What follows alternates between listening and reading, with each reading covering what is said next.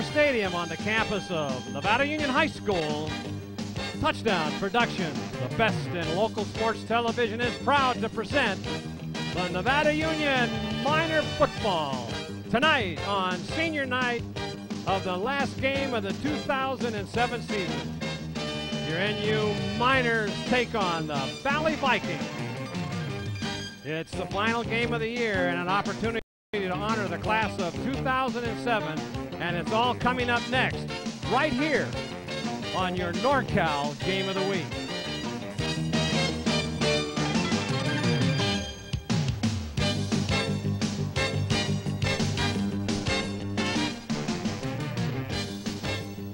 Well, the Nevada Union Miners get the home field advantage and play in front of the Nevada County faithful one last time this season on senior night here at Hooper Stadium. Good evening, football fans, wherever you are across our Foothill network of stations. I'm Marty Mortensen, joined tonight by my colleague Paul Brown. Our producer and director for tonight's game, coming from the Commander 2, is Gil Dominguez, and of course, the rest of the Touchdown Production sports team is on hand for tonight's final contest of this 2007 season. And Paul, while the Miners play their final game of the season tonight, statistically, there is still a glimmer of hope for a playoff berth in the DVL. And you know, Marty, that there is a statistical glimmer of hope, but that may be only in the eyes of Coach Dave Humphers. But stranger things have happened, and the stars and planets could align in such a way to create a coin toss for that third spot in the league championship. And the Miners did win the coin toss, then they would only add to the lore of this very unpredictable season. But the first star that has to align itself tonight is that the Miners need to win this contest here on senior night. And then tomorrow night, Laguna Creek would have to beat Davis in their final game, which would throw the third place position into a three-way tie, with NU having beaten Laguna Creek, and then Laguna Creek having beaten Davis, and Davis beating NU in the last week overtime thriller. It's all got to come together. The planets do have to align. Yeah, that got Mars and Jupiter. They'll be all lined up along with that's the right. moon. And if all that falls into place, then the Nevada Union has 1 in 3 chances of winning a coin toss that would send the Miner team to the playoffs for their 9th consecutive season. And then Coach Dave Humphers would better go out and buy some lottery tickets, baby, because the Miners would be one lucky group of football players for this season. Yeah, you're so correct there, Paul. But the first things first, and that means honoring the senior class of 2007, many of whom have been in all of the various programs for 4 years in football, cheerleading, and the marching band. So as we take our first pause of the evening here at Hooper Stadium, we'll return with a look at those Delta Valley League standings and also analyze the state of the Pioneer Valley League, where it's all coming down to the final game. And we'll get ready for tonight's kickoff. I have to remind you that this NorCal Game of the Week, this special edition, is being underwritten this evening by Hanson Brothers Enterprises. Hanson Brothers Enterprises is all about aggregates. They have been serving you in the foothills since 1953, and they're always ready to assist you in every phase of your project.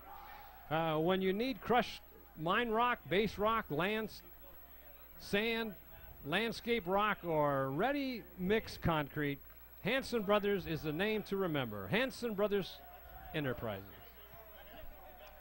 And by Hastings Development, Inc. Kevin Hastings is your Grass Valley neighbor who has built more than 70 homes in Placer, El Dorado, and Nevada counties.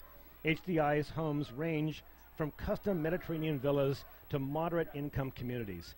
That's why HDI enjoys a reputation for quality, honesty, and the company that you seek to bring your projects in on time with quality built in. That's Hastings Development, Inc. Nevada Joint Union High School District, our local school district, reminds you that you have a choice while attending high school in Nevada County. From traditional comprehensive schools at Bear River and Nevada Union to the many alternative high school programs, the Nevada Joint Union High School District is working hard to make sure that they have a school that fits your needs perfectly while serving our community with higher education. And our friends at California SIP Homes.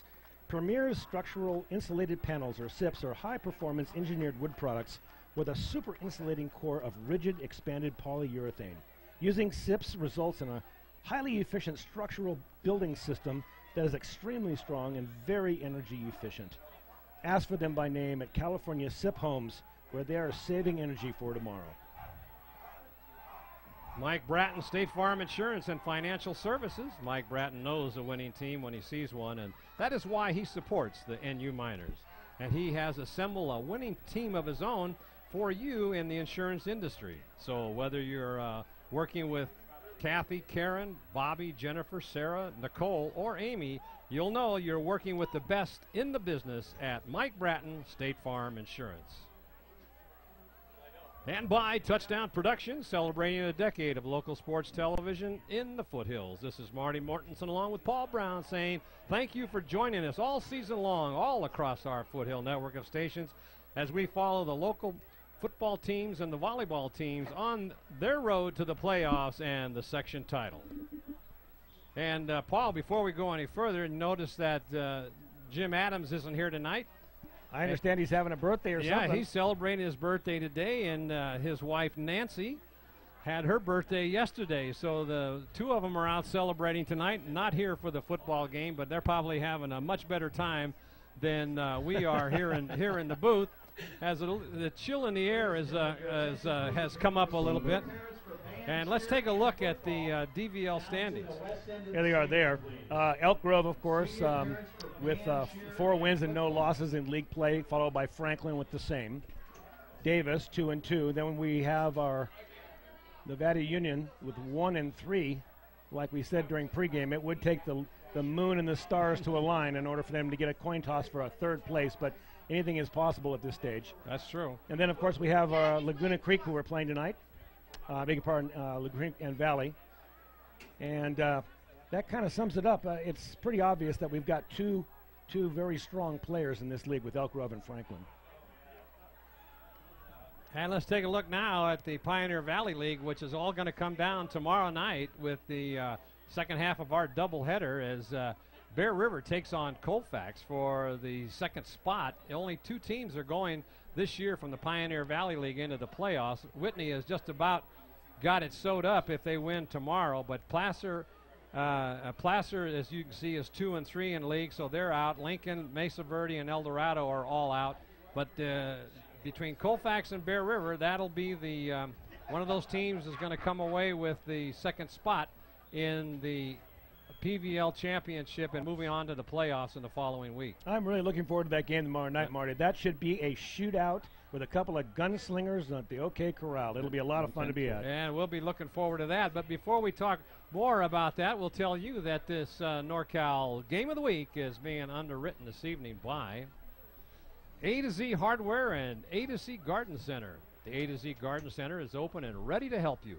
Of course, they carry fertilizer, seed, garden tools, and they help you design your yard as well. Dan Wheat specializes in irrigation design, and Master Gardener Christine Smith teaches you which plants will grow best in your yard. Let manager April Reese show you around and amaze you at all of the options at A to Z Hardware and A to Z Garden Center. And of course, Pioneer Motors. If you need a car, you got to go to Pioneer Motors. Pioneer Motors has been voted Nevada County's best car dealership for the past 7 years, and they appreciate the trust that you have in them. They pioneered the no-haggle pricing policy years before it became popular, and all their cars are Carfax certified with a complete 126-point inspection, and then they're flawlessly detailed. That's why they've always said the best cars at the best prices every day are at Pioneer Motors. Chan Moon, Kirschbaum, OD. Doctors Jerry Chan and Lisa Moon are happy to welcome Dr. Stephanie Kirschbaum to their practice and to our community. Dr. Kirschbaum joins one of the most progressive optometrist offices in the county, offering complete and thorough eye examinations using Optomat technology. Chan Moon and Kirschbaum, where they protect your most precious gift, the gift of sight. And by Hughes Body and Fender, that's Hughes Body and Fender. NU football dad Clay Shockey has been repairing cars all of his life, starting with his dad and grandpa Clay. He is a third-generation collision repair technician who has literally seen it all. His 47 years in business gives him the experience you need at one of your most vulnerable times, and that's right after an accident. He works with all insurance programs and has towing and rental cars available. That's Hughes Body and Fender, where experience counts. Soft Answers owner Dallas Wivholm specializes in software management, design, and consulting. That's why he's the best friend your computer system has ever had. And Soft Answers is a proud supporter of NU sports and all of the enjoyment that they bring to the community. Dallas salutes the commitment of all the players, coaches, and their families. And by Touchdown Productions, celebrating our 11th season of local sports television. Be sure to join us next time for our second football doubleheader weekend. We'll travel to J. David Ramsey Stadium on the campus of Bear River High School as the Bear River Bruins take on the Colfax Falcons. Only 2 teams will advance from the PVL this year, and both Bear River and Colfax want to be one of those teams. So tune in for the final week of the football regular season with Bear River versus Colfax on the road to the playoffs, exclusively on your Foothill network of stations. And Paul, why don't you bring us up to date on a little bit of the stats that for this game tonight for these 2 teams? You know, Marty, looking at the stats, the team comparison, these 2 teams are actually pretty close. This could be a very, very good football game tonight. Of course, Nevada Union is 3-6-0, and Valley is 2-7-0. They both have strong running backs. The best being Corey Browning for Nevada Union, who is averaging about 70 yards per game. For Valley, it's Jalen Hamilton Hayward, and he's averaging about 54 yards a game. Of course, we've seen John Wilfholm this year, and he is he's maturing as a passer, and he's done actually quite well filling in for quarterback for NU. He's got 42 yards or 42 rushes per game with his legs, and he throws for a comparatively high statistical rate as far as completions is concerned. Both teams are about even in sacks, tackles, total yards per game. It looks like they're about the same, 290 yards for Nevada Union as opposed to 261 yards for the Valley Vikings. So in all, Marty, I think we've got to see a very, very close football game tonight. And it might be a battle of attrition because Nevada Union's got such a larger squad than the smaller Valley squad. There's a look at the seniors. All right, let's go down on the field with Dave. Gonna give us one more year again?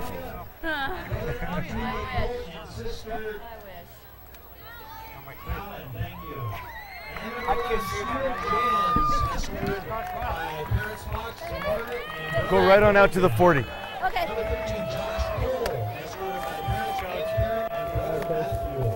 This family's way too big. We gotta have tickets. Come your tickets. Thank you very much. Thanks for sharing them with us. Hey, we love what you're doing, Kemp guys. Stanford. Oh, thank you. Every bit of it. You need more jerseys out here. Look at this. Thank you. Fantastic. We appreciate it. Oh, thanks for sharing them with us. It's been great. Great 4 years. Sure have. How old is this little guy? He's 2. Hi, buddy. Give me 5. 5. 5. Boy. Number 73. Hey, Coach. Hey. Here we are already. You know. Like just yesterday, Matthew.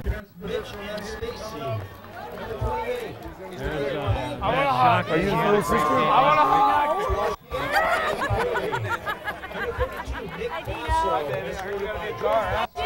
I'm his dad. Hi. Nice meeting you.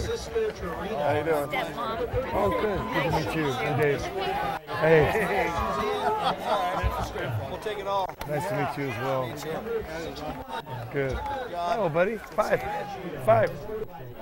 Not giving 5. Hi, Patty. Okay, Dave is down there talking to all the parents and Quite a guy.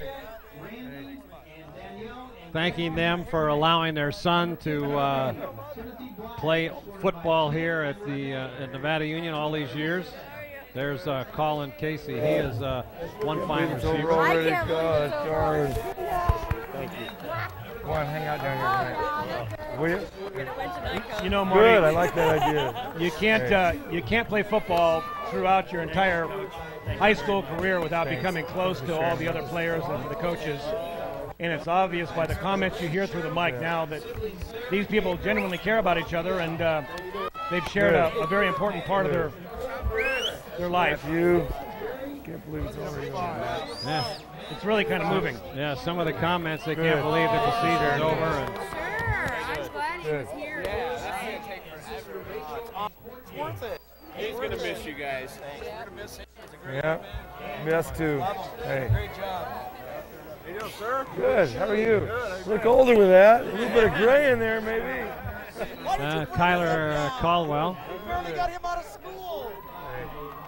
You can still come out and hang out at practice. All right, let's tell you that this NorCal Game of the Week is being underwritten this evening by Casey Wood Corporation. The Casey family has been serving you at Casey Wood since 1990 and has become a home for the professional contractor. Kevin and Mark Casey have established a reputation for doing whatever it takes to keep your job rolling.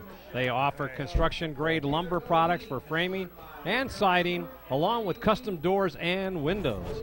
And they are proud to support all of our community events.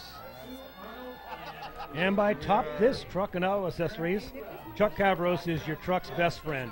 He knows that nothing makes your car or truck look better or work harder than accessories from Top This. Top This also delivers truck attitude and auto attitude every day with in-store displays featuring thousands of accessories from nation's top manufacturers. So do yourself a favor. Give your truck some attitude. Go to Top This Truck and Auto Accessories. Grass Valley Glass. If it's glass, then you have to think Grass Valley Glass. Shauna, Marty, and NU football coach Curtis Salwin specialize in everything glass, from vanity mirrors and replacement windows to tabletops and picture frames.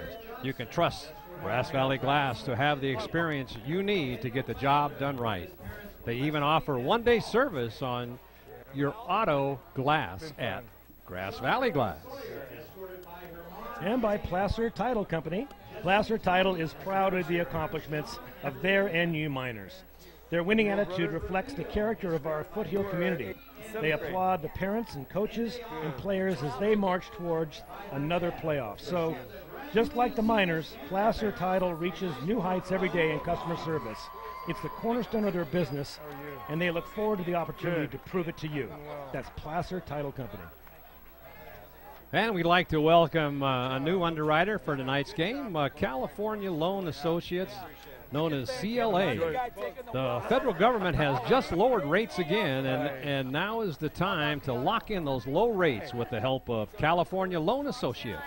Darrell Walker is your friend and neighbor in Lake Wildwood who knows the lending business like Dave Humphers knows football. At CLA, you can get the big city confidence in the mountain regions with customer service no one can match. It's California Loan Associates. They're different, really different. And by Touchdown Productions, celebrating our 11th season of presenting the best in local sports television all across our foothill network of stations. And Marty, as we seeing the players still being hugged and congratulated by the coaching staff, I know it certainly brings back to mind my playing days when I was in high school. I know how emotional I was when I played my last games, and for these miners, that time is coming very close. We're watching the parents filter out onto the field with their sons. Well, see, you played a little high school football. Is that when they had leather helmets, or when was that, Paul? Marty, that's my line for you. Oh, I see. I want to beat you to. Oh, the Herrera boys have come back. They've graduated and moved on. The sister is the trainer, so that's why they're back congratulating all of the coaches on another great season. looks like they can still play a few few games, and they'll probably come back for the 5th annual alumni game featuring Nevada Union taking on Bear River here at Hooper Stadium on the Saturday the 24th at 3 p.m. So look forward to seeing some of the graduating seniors that have moved on throughout the years to come back, and we'll have them. It's always a good game, a good turnout, and they're raising money for the donations will be accepted for the NU Bear River Memorial Scholarship. So it's a good cause. Come out and see. Rain or shine, we'll be here on the 24th at 3 p.m.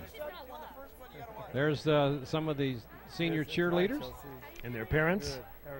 They put in almost as much time as the players do, Marty. Certainly do. They certainly deserve some recognition and a handshake by the coach and credit for being out here.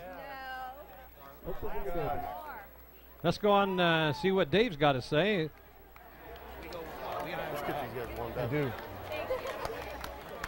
We need to.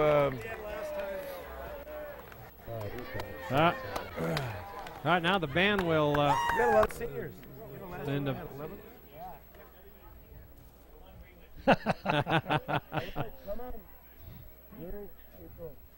It's time to suit up. There's Zuri Berry, the new sports writer at the Union. Talked to him before. Yuri Berry, he's been writing some great articles in the paper. Both Paul and I talked to him before the game, and he's a great addition to the Union and to Nevada County. He's a real articulate guy and knows a lot about the game. Looking forward to have a long run of reading his articles. And both Brian Hamilton and Zuri Berry will be at the Bear River game doing double coverage tomorrow night, along with Touchdown Productions, bringing you all this exciting playoff action here on your NorCal Game of the Week. Some of the band members and parents getting their flowers and getting a congratulations, getting their picture taken, and shortly we'll be having the toss of the coin, and we'll be on our way for the final game here at Hooper Stadium for this 2007 season. I wonder if all those parents are going to participate in the coin toss. Who's going to call heads or tails? It'll be interesting to see. But look at the number of seniors that are going to be going off the roster, Paul, for this year. But then you look down and you see the list of juniors, and then watch that the JV players that are going to be coming up next year. So, as always, Nevada Union will have a good pool of talent to draw from for next year. As earlier tonight, I think, what was the final score of the JV game? 30. I think it was 32 to nothing. 32 to nothing. Yep. They always seem to be able to draw big crowds, though. Winning programs and good coaching brings in a lot of players, and they have a history and of making the playoffs, and so they know that they're going to have a good program every year. I think, well, now they're going to go down on the field to the boys' choir will be, along with some guests, it looks like out there, will be singing our national anthem. Coach Humphers is out talking to the referees. You know, on the inverse, the Valley Vikings bring a team tonight that it appears only has about 25 to 30 players. We're going to have our national anthem now. Singing your national anthem tonight under the direction of Mr. Rod Baggett. Please welcome your 2007 Nevada Union Miners Choir.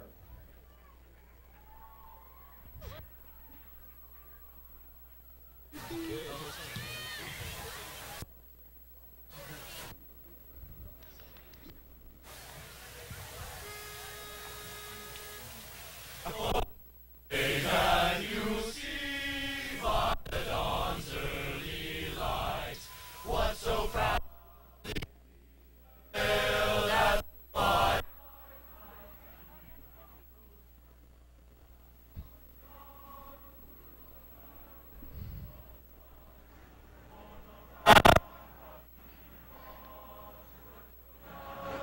He's streaming.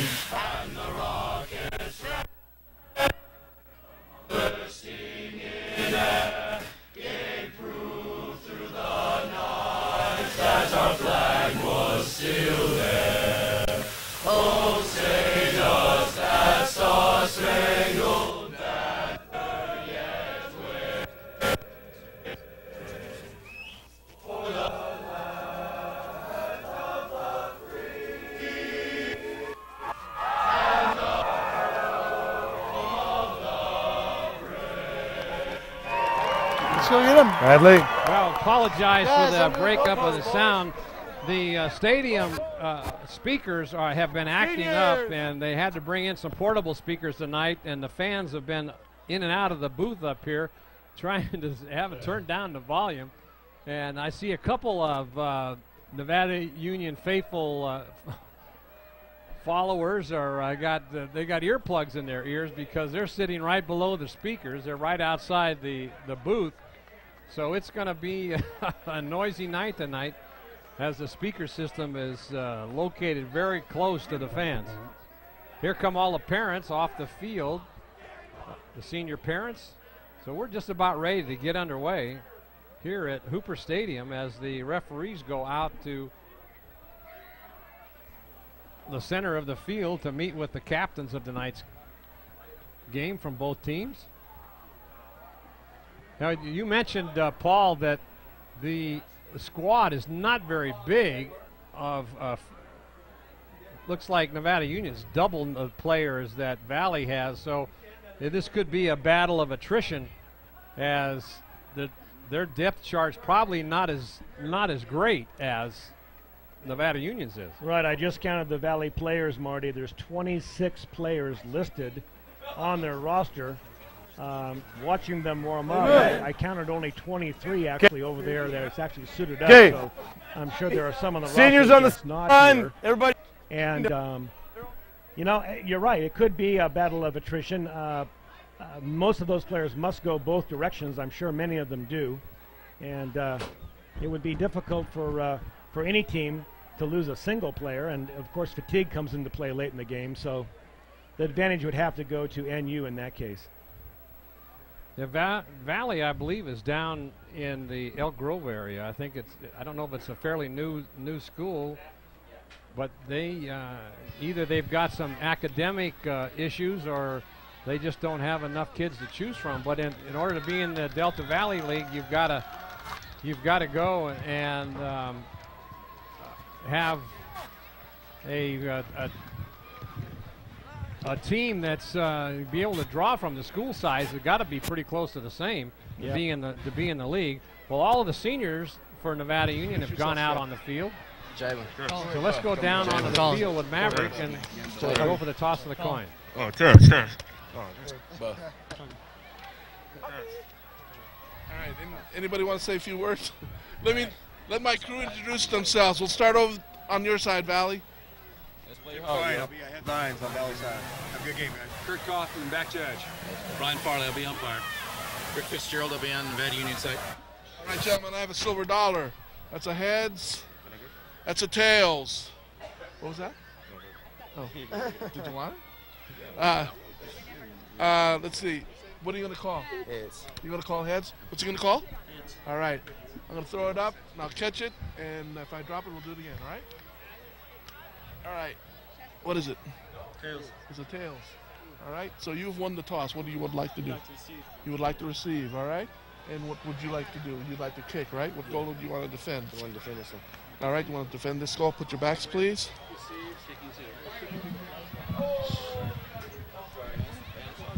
All right, Joe. Come in here for a minute. All right. Just before you guys take off, let me say, last game of the season for both of you guys. Remember, the name of the game is sportsmanship. You guys have been selected as your respective captains.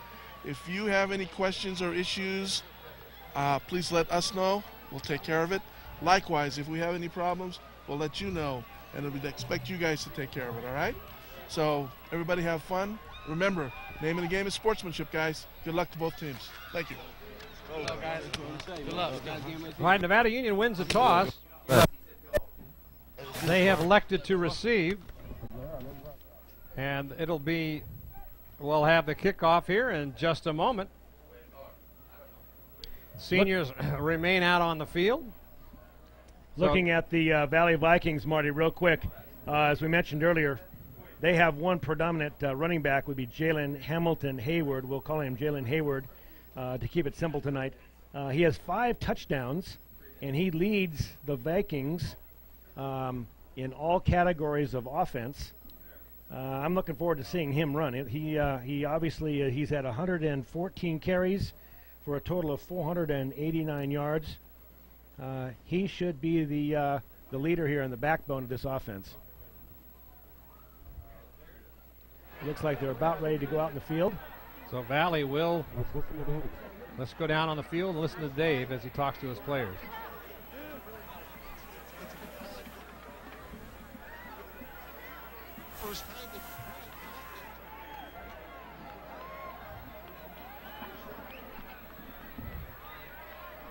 Trying to get the clock set for 12 minutes. We're not getting anything from Dave down the field, so I'm sure that he is still mic'd up, and we're hoping to listen in on this final game of the season.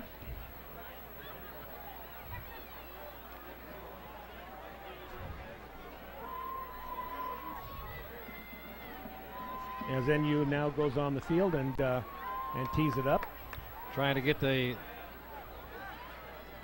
clock squared away. Right now we're at 23 seconds and 7/10. And we're going to start this game, it looks like right about 7:35. It's a great night for football. It's cool, and no chance of any kind of rain or anything like that. And we're on this beautiful artificial surface here at NU Stadium. So now they got 12 minutes. Now they'll be able to start. So we're ready to go. Final game here at Hooper Stadium as back to receive for Nevada Union. Looks like Cole Stanford, Marty. Yep. And Kemp Stanford. The Stanford boys are back there. I wonder if they'll go to Stanford. That would be a good slot for them, wouldn't it? Stanford.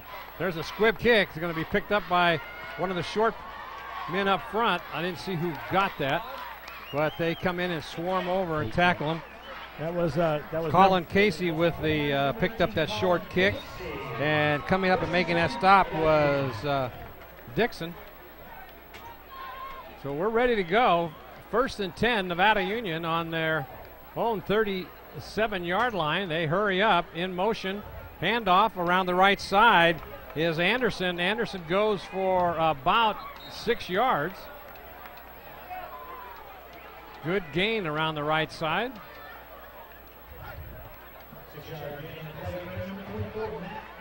Second and 4.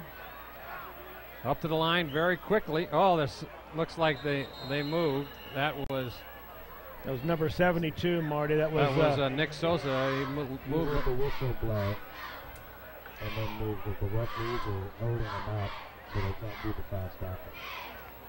Okay, so that's they picked up the flag. Yep. It looks like the referees were holding them up, and there was a whistle. They were trying for that quick offense that NU likes to run. So in motion now, but a quick handoff over the left side. Going to the outside is Browning, and he's only going to go for maybe, well, he did get to 4 yards where they spot the ball. It'll be 1st and 10 for, now let's see where they're going to spot it. Now they're saying 3rd down. Looks like it's only about, let's see where they're going to mark it. Now they're giving him a 1st down. I thought it was a 1st down. Nevada Union up to the ball very quickly.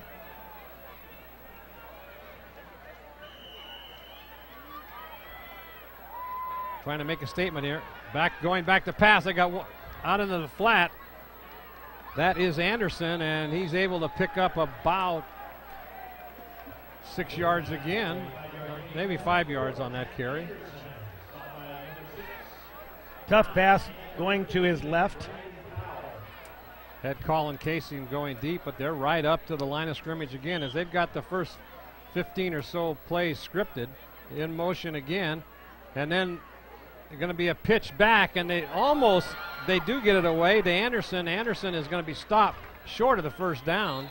That was almost a broken play, Paul. He didn't know what he wanted to do, Marty, whether he wanted to take the ball himself through the hole, or he was going to hand off to the back coming through, or he was going to pitch. So, you know, that's all contingent on what happens with the defensive tackle on that side. Now up to the line of scrimmage very quickly again. There's a handoff over the left side, and he's brought down before the first down. Good tackle. Brian Scarborough. Yeah, Brian Scarborough trying to make his way around the left side. And looked like number 51, I believe, Marty, that brought him down. Yeah, well, have fun with that name, huh? I'll let the announcer tell you what that is. Manafingano. So fourth down, they're going for it, and now they have a delay, maybe a delay of game, or somebody called a timeout. Fourth and about 4. And Valley calls a timeout, so they didn't have the right personnel in.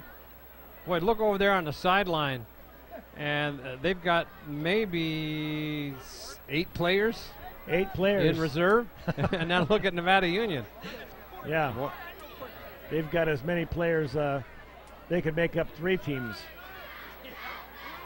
But 8 players, I'm sure some of them play on defense, and I'm sure some of them probably don't, Marty. So it's a lot of these guys that have to go both ways. Exactly. Boy, you got to be in shape to do that.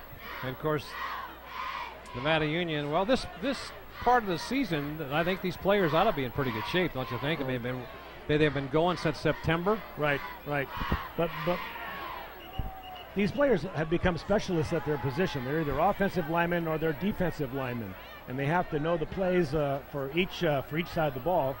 So if you go both ways, it takes a certain amount of skill and certainly a lot of practice. So the Miners are going to go for it on the 46-yard line of the Valley Vikings. That's surprising. Oh, and they brought him offside. There's a penalty. They did a hard count. Nice job by Jantz as he hard count the signal call, and that'll be 5-yard penalty, and it'll be a first down. As soon as they step it off, and they're going to. So Valley wasted a timeout on that when they had their front 4 jump offside. Now it's first and 10 for Nevada Union.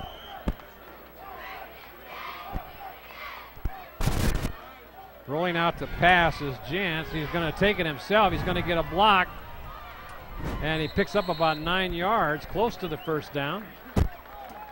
I don't think that was a broken play, Marty. I think that was a set play, a naked bootleg around the right side. He didn't have any blockers out there, so all of his backs went the other direction. But it certainly worked, getting 9 yards on that play. So it was a 9-yard pickup, 2nd and 1. The inside handoff over the right side to Anderson. He's got some, and he fumbles the ball out of bounds, but it will be ruled an NU ball as he gets the ball down to about the 21-yard line. Well, it looks like Nevada Union is just moving the ball at will on the ground. Yeah, it certainly seems that way. And they like that right side. The Vikings are playing a standard 5-4 offense. Going back to pass is Jantz out in the flat and caught in there by Colin Casey as the pick. Colin Casey, I'm sorry. Good catch by Casey for about 9 yards.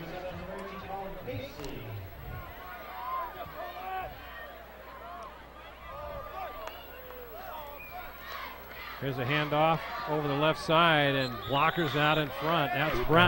That's Browning. Here's a replay of that pass to Casey. Kind of a little wobbler there, but Casey brought it in. That defensive player may have got a little piece of it too. Good catch. So first and goal for the Miners. There's Browning again over the right side, and He gets stopped, but then he breaks away, trying to arm tackle Browning. That's not going to work. Number 5 for the Vikings. I don't know what he was trying to do. Maybe that was number 6. I can't. Boy, Browning got a good block out there. He bounced out to the right, and then he gets a terrific block. I believe it was from his tight end.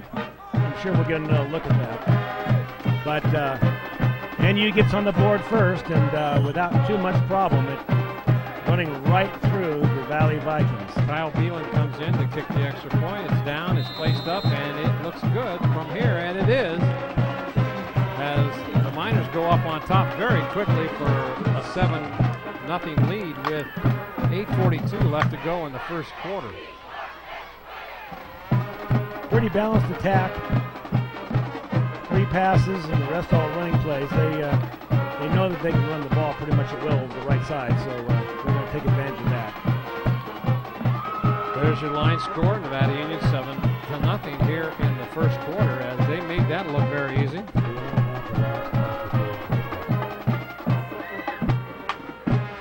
So here's the last part of that run, and as he gets over that right corner, the fellow that tried to was number 2, Julian Murphy. He tried to arm tackle Browning, and that wasn't going to go anywhere. He just put the move on and went right around him. I think it was Matt Anderson out there that was giving him some blocking and some support, but certainly a good timely run and the first score of the night. So Beelan now will kick off. He squibs it, and it's going to be over the head and taken by the back, and he's going to try to. He gets to the outside, and he's still on his feet, still going, and he gets all the way down to the 42-yard line of Nevada Union, and that's going to inspire these Valley Vikings. That was Jalen Hamilton Hayward that we were talking about. Hayward is their most prolific runner, and he's a big guy, Marty. Yeah, he's very tall. Very tall and very strong. He was just, swatting those tacklers off as he was going down the slide line. Here's the replay of it. Look how big this guy is, and he finds that sideline. There's one tackler he gets off of him, and another one 2, and then another one 3. And wow. Finally being brought down in there by Mossbarger. There he is again. And coming up and making the stop on him is Scarborough. That is Haywood. Looks like Scarborough's hurt his wrist a little bit. Goes back into the defensive huddle, holding on to his left wrist. Can't tell. 2nd and about 7 for a first down. Coming up over center is Stevens. Going back to pass. A deep bomb going down the left side. And was it caught? No, he was out of bounds and he dropped it. Good coverage by the Nevada Union secondary. Coming up was Harrison. That was, and for the Vikings, I believe that was Terrence Stewart, number 88. There he is down the sideline. He just kind of throws it up there, Marty. He's going to let Stewart just jump for the ball. And by golly, he darn near does. He was a little bit too far on the sideline. Didn't give himself enough room to really make a play. Caldwell also back there defending on that play.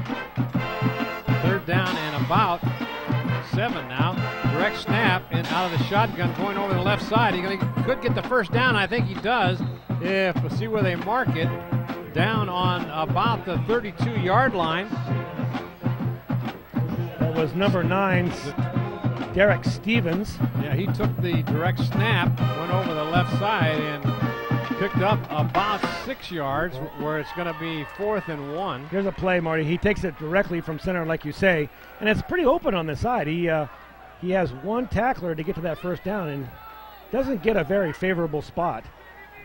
They've got about a yard left. They'll try for it. They'll probably give it to their big back Haywood here. Oh, and the quarterback going to take it himself. I don't know if he made it or not.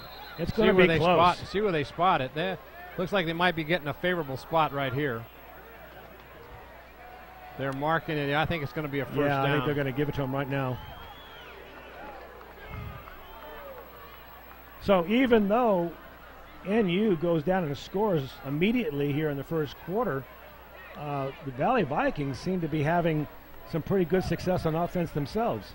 Now they keeping the ball on the ground. The first big pass of the series went incomplete, and then they continue to put the ball, keep the ball on the ground. Now we'll come out for a measurement, as it looks like, Paul. It looks like it's going to be a first down. Yeah, I think so.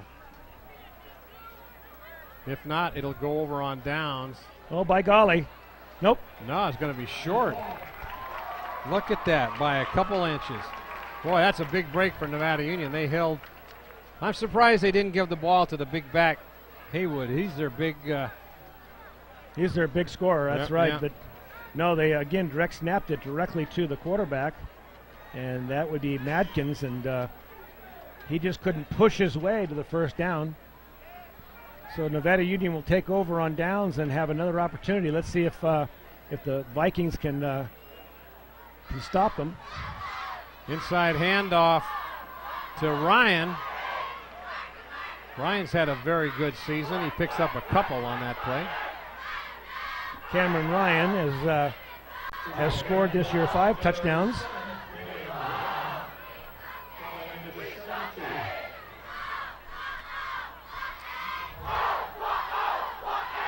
Now rolling back the pass is Jantz. He's got a man out in the flat. He's caught it. That is Casey. Casey again. Great catch by Casey going up high. It wasn't necessarily a very good pass. But Casey kept his concentration and went up and got it. That's pretty dangerous. So that defensive back is staring right at you with could hit you high. So now they, once again, Miners on the move. There's Browning again for about 5. Here's the catch. I believe we've got it on a replay. So you can see him fading back. Plenty of time to throw. And he goes up nice and high, keeps his concentration, thumbs together like you're coached, and makes a great catch.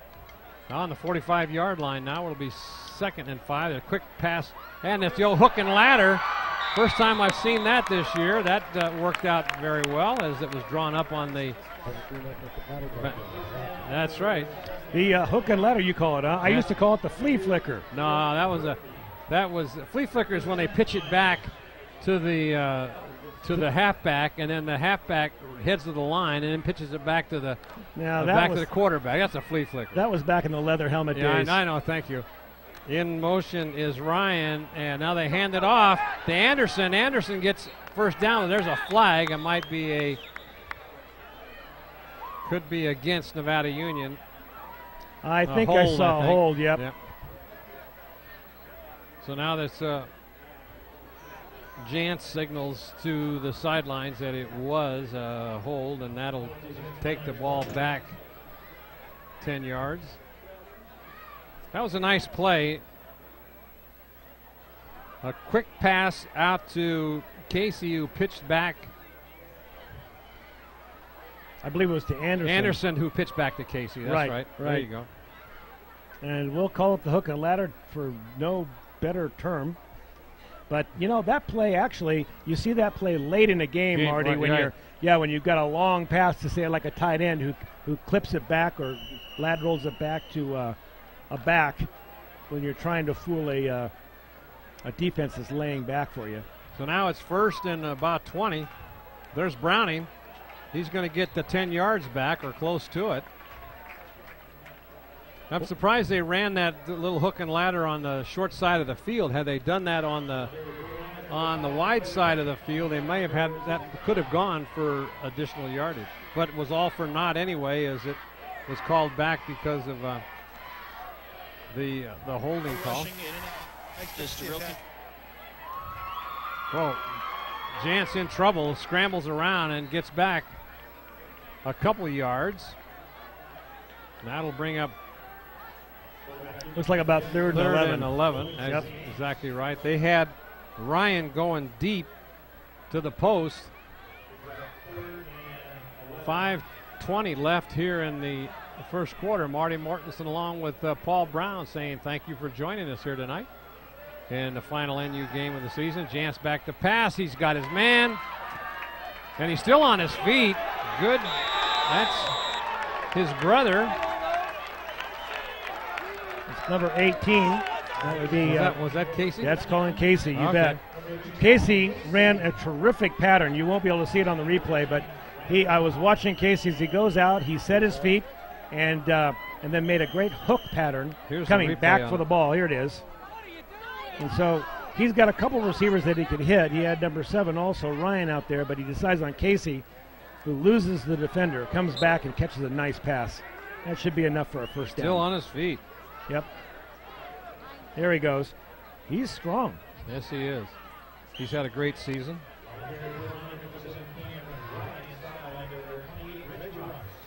Second down, and that ball is Anderson gets maybe back to the line of scrimmage. We'll match it third down and about 2.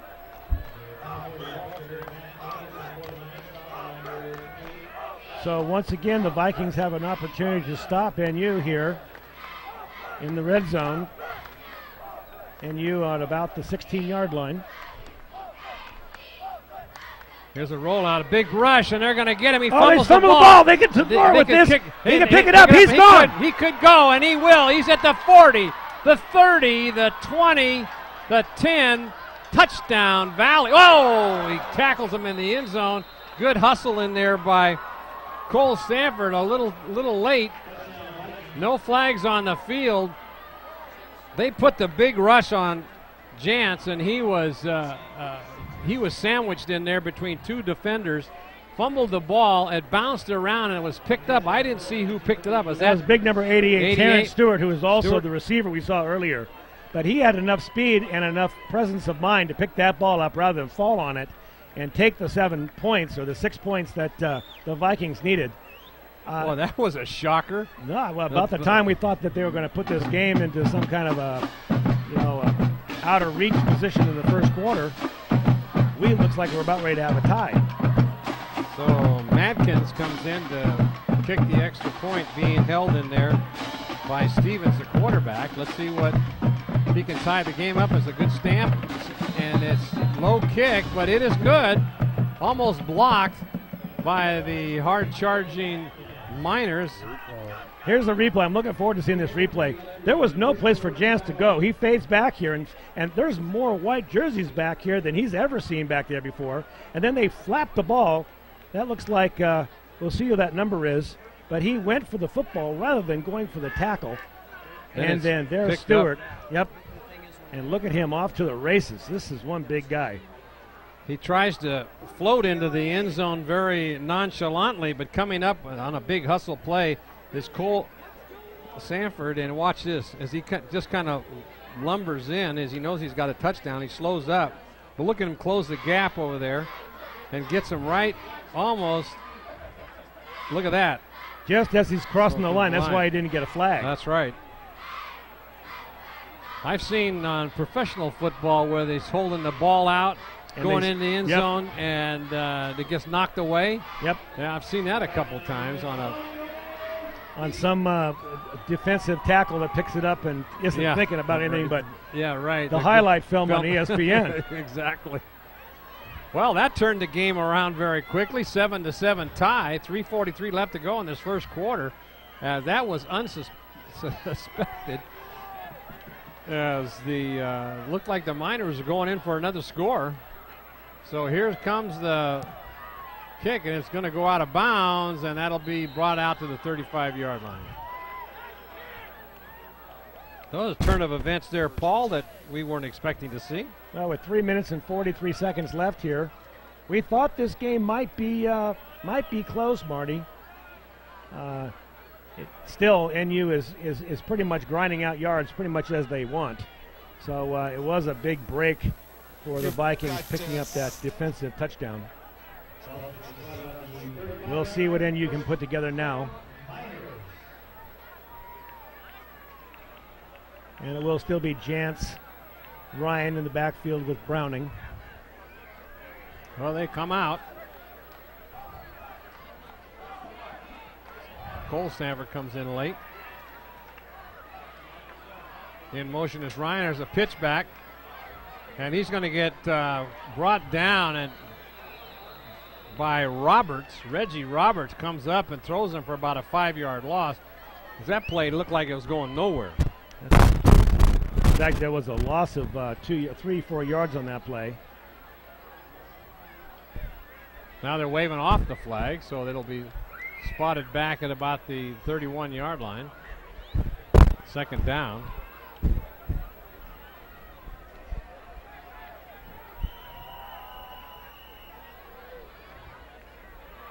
There's the inside handoff over the left side, and it gets back that 2 yards back up to the original line of scrimmage. Ball carrier was Anderson. So now it's 3rd down and 10. So all of a sudden, Nevada Union can't move the ball. And the Vikings have an opportunity here if they can hold. To get good field position on a punt. Now NU has tried this hook play, this quick pass out to the wide receiver. Let's see if they do this again. That's where they're looking. Looking deep. He's got all kinds of time. And he's throwing. It could be, and it's caught. Oh my goodness, what a play. That was Cameron Ryan. Boy. Going up high to get a long pass. That was a tight spiral that Jantz threw right there. You know, there was no pressure on Jantz. He had time to look around the field too and spot Ryan. Great catch. There's a handoff over the right side to Ryan. He picks up about 6. There's a flag. So once again, it's probably a hold, or it might be a face mask. So just when the line, let's take a look at that pass. Yeah, here's the replay.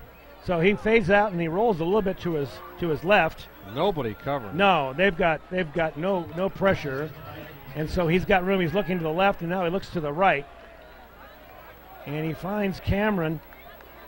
And he throws the ball into a bit of a crowd, Marty. We'll see that as the ball comes down. There's a lot of white jerseys here, but Ryan goes way up there to get it. Great pass and a great spiral. So now a good field position for the Miners.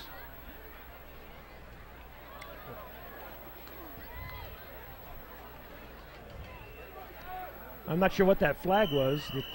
I don't know. We were watching the replay, and I didn't see that. They didn't step off any yardage. So now it's 1st and 10 from about the 16-yard line for the Miners. There's a rollout fake, and he could take it in, and he's going to. And there's a flag again. Jantz takes it in.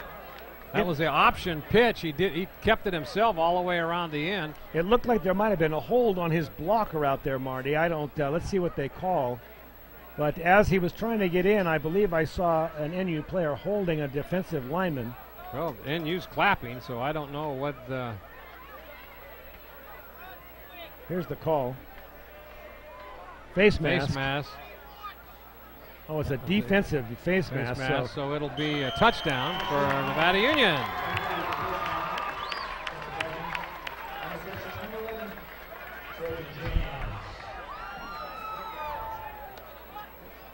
So Jantz takes it in on the quarterback option.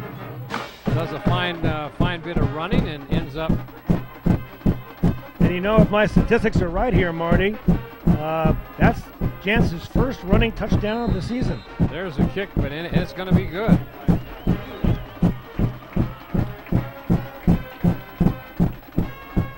Looks like we got the band. The drums are beaten. Here's that touchdown again. So he's got a couple of options here. He can pitch out right there, and he fakes it, and the defensive back bites on that fake. And now he just weaves his way in. He smells it from here. Now, right in here. Yep, there's the face mask. Yep, sure enough. These guys are. This team is arm tackling, and this late in the season, you think they'd be going for the legs and wrapping their arms around the waist of the runner, but they're going trying to arm tackle way up high, and that's not going to get somebody as big as Jantz. No. Well, now the Miners go up again by a score of 14-7. We're still in the first quarter with 2:17 left to play. So now Nevada Union will kick off again from their own 40. We'll see if they can try to keep it away from Haywood. And it's a squibber again, and it's, well, the short man is going to take it up. That is Madkins, the kicker. And he gets all the way out to the 50-yard line. So once again, good field position for That's Madkins, the kicker, took that back, but he's not only the kicker, but he's also a returner, and he's also a defensive back on this team. So plays 3 different positions. And when you have a lineup of 23 kids, that's what you're going to get. I believe this is only the second time that the Vikings have had the ball on offense. They went 4 and out the first time. Defense scored the touchdown, and now let's see what the offense can do in the shotgun formation. Now they take it. They're going to go a long pass downfield. Could be in. And he's got it. He could go. He's got it. The 10, the 5, touchdown, Valley. Unbelievable. Who the funk? One play. That was a flea flicker we were just talking about. He flicked it back to Hayward. Yeah, Hayward. And then there was more defensive players back there. I'm not sure how that ball got through. But did you see that? Did you see Hayward stands up and fires that ball on a string? They could not have been more than 15 feet off the ground the whole way, and they had to go 40 yards. Unbelievable. And everybody here is just completely silent. I think the Vikings have run a total of 6 plays. That's their 5th play. 5th total plays, and they've got 14 points. And we're still, that's going to be blocked as coming in and making that. He almost blocked the last one. That was Nick Basso. They need to back him up a little bit, give him a little more room. He's kicking a low ball. That, I'm sure, will be something they wish they had back. Here's a replay. I'm dying to see this. Let's take a look, because he flicks it back in a flea flicker style like we talked about. Here comes Hayward as he goes back behind the quarterback. High snap. It didn't fool many people. No, they just decided they're just going to let him heave this ball. Well, the last game of the season went, but look at this thing. It's on a rope. And then it goes right over the heads of every defensive player. 3 backs were back there that underplayed it. And if the receiver hadn't stopped and turned around, it might have even gone over his. This is amazing. Number 24. No,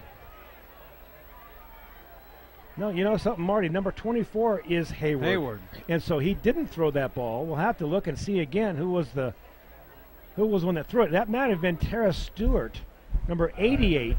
Back on your feet. So now a kick. A lot of action here in the first quarter. This is fun.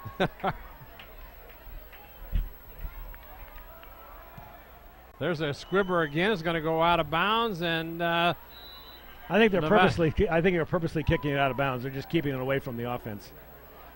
Because the second time he's basically aimed the ball out of bounds. They're just opting to take it on the 35. Give them good field positions to start the next series for Nevada Union, and John Wivholm now comes in to do the quarterbacking for Nevada Union as they alternate back and forth between Jantz and Wivholm. In motion is Ryan, a handoff over the right side, and he's going to get maybe a yard. Good tackle there, coming up from the bottom of the pile. 2, John, 2. Number 52. That was Folu. William Folu making the tackle. Get that Stevens also in on that tackle, going both ways, doing the quarterback duties. There's a quick handoff, and like Jake Wolf. Yeah, that was in the ball game here. getting a chance to play. Little Jake Wolf getting a handoff and picking up about 6 yards. So once again up to the line of scrimmage. Wivholm hands off. It's Wolf again. And he picks up first down, and there's a flag. I believe that was a face mask, Marty. I think he got him on the back edge of the corner of the helmet. Let's see.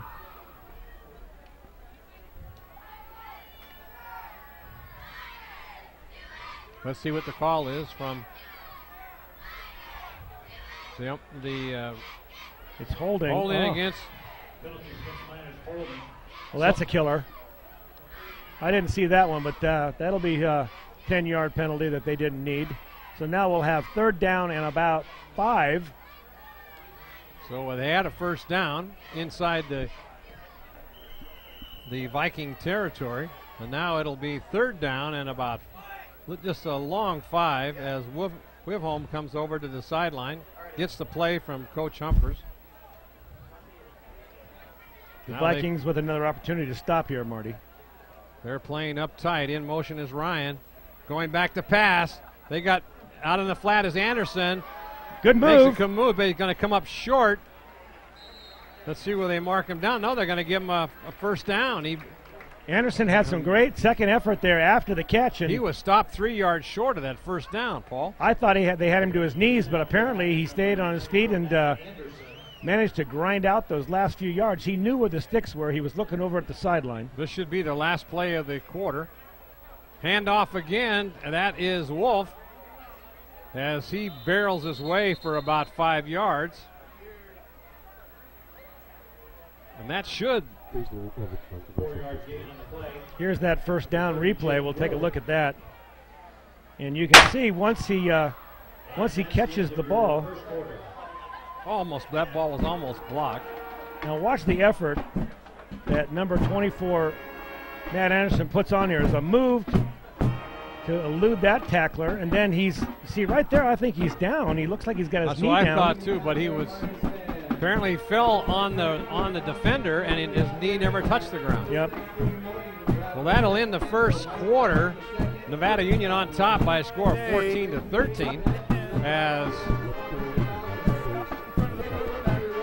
let's go down to the sideline and a middle backer, listen right? To Coach Humphers, see what he has to say. The halfback has the inside backer on you, but you stop. You have the middle backer on A. It's a 3 linebacker rule. Stop in front of the guy A towards you. Stop in front of the guy so he can't fill, but you have the middle backer. If we can read lips, the backer on you. Okay. So we're black 33 feet. Okay. Now, here's one other thing. Tight end. 14-13. You didn't get at the end of one. It was all important. Extra points afterwards. I'm sure the Vikings are going to wish they had that one back. But I'm sure they're also just happy to be in this ball game. 2 big plays result in all the offense that they can muster for the first quarter. The defensive return by Terrence Stewart. A 60-yarder and then a big 50-yard pass. So now Nevada Union grinding it out again on the 49-yard line of the Vikings. Going back to pass, and Wivholm got his man deep. He's got Casey and just overthrows him. He had his defenders beat. That was a long pass and something of a risky play. Now it puts them 3rd down and about 7. Here's a replay as we see Jantz. Well, that was Wivholm was in now. I have a little technical. There he goes. There it is. And it's a good ball. He's wide open. He just misses him. There's a flag. And that's Wolf. May have picked up the first down, but it might have been an illegal shift. Let's see what they say. That's what it was. Yeah, he's signaled the wrong side, but that'll bring it back 5 more yards. So now we've got 2 men in motion. It's against Nevada Union, so that'll take it back 5, where it'll bring up 3rd down and about 11. Penalties against Miners, 5-yard penalty. So the Vikings have got to come up with a defensive play, Marty. They've got to stop them here. It's just about this time where NU has been coming up with some long pass plays. Well, they're not getting any rush on the. Maybe they'll send a couple this time, as Wivholm now with Anderson in motion. He's going to pass again, and right over the middle, he's got his man for a first down. And let's see who that was. That looked like Casey again. Sure enough, the go-to receiver when they need 3rd and long. Casey with the first down. Wide open over the middle, Casey. Now they got a flag on the field down on the 40-yard line. Let's see what that's going to be. If it wasn't for these defensive penalties, this Viking team would be in pretty sad shape. But now it's going to be another 10 yards tacked on to the last penalty. There, you can see Casey took 3 defenders to bring him down. Once he caught that ball, there is a flag. It'll be now 3rd down and about 23 for a first down. Let's see what they've got in their arsenal here as Wivholm comes up over center. 3rd and a mile. Let's see if they've got a pass play for that. And rolling out again. He's got 2 men deep. The short man is going to be to Ryan, and he is bumped and drops the ball, so the Miners will have to kick on 4th down. So that penalty, they were on the move again, and the penalty got them. There's 2 penalties, actually. And you know what? They darn near pulled that off, Marty. Yeah, that ball was underthrown slightly, but Ryan was wide open over there. Yeah, they had 2 receivers in the pattern. Both of them were open. So NU will punt. Now they're going to do a pass. There he is. He's wide open, and they're going to get away with it. Oh, look at this. He could go. He's at the 25. Got 1 man to beat. And coming up and making that stop is Haywood. Boy, that's adding insult to injury, isn't it? I thought they were going to try something like that. 4th and 23. And they decide to go for a pass. Let's see if we've got a replay on that. I'm sure we do. But they took everybody off guard, including me. I had no idea. No. He's standing all by himself over there. Over on the sideline. I wonder if this was one of those I'm talking to the coach plays and he's over on the sideline. I have no idea. Oh, but now the Miners are in good position. There's a handoff to Browning over to the left side. Breaks a few tackles. And then only picks up about a yard. Here's that replay on that. Okay, so let's take it out. So everybody's expecting a punt.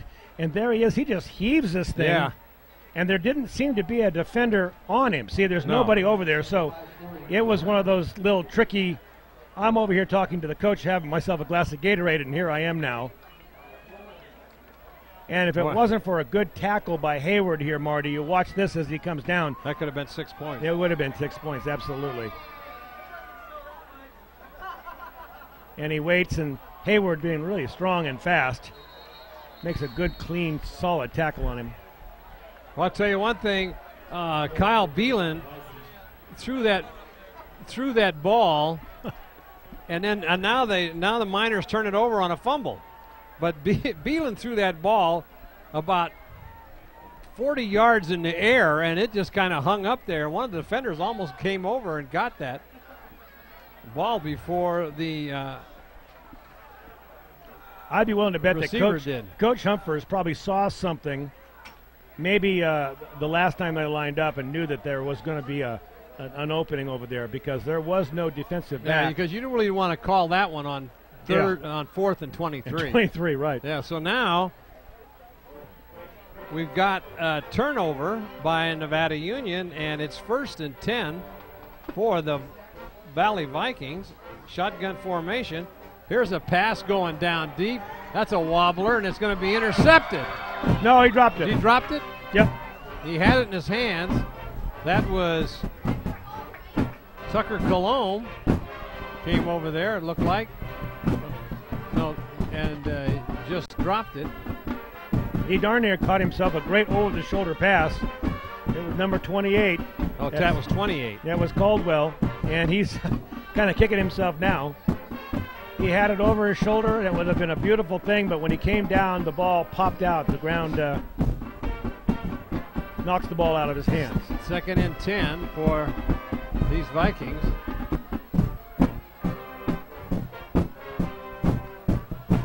There's a handoff to Hayward round the right side. He'll pick up about maybe 4 yards on the carry. He's big enough to move that pile. There's just a massive humanity there on the defensive side for Nevada Union. The entire squad was in there on that tackle. So we've got 3rd down now and 5 for the Vikings. They sure have no problem passing the football. They've only had 8 plays from scrimmage so far in the game, and Nevada Union's probably got close to 300 yards already generated, and they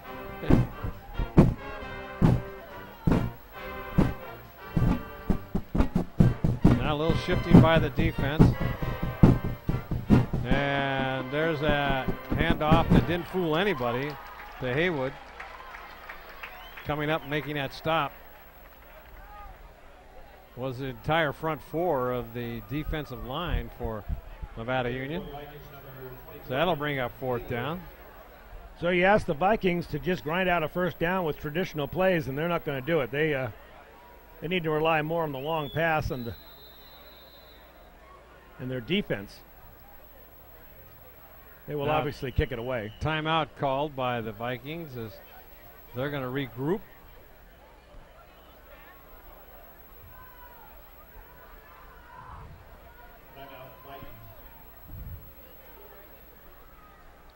Yeah, I think that the Vikings are probably going to be calling a lot of timeouts. They'll probably use them all up here because they just don't have enough players to keep going back and forth down that field like that. Well, let's see if we can hear what's going on in the field here.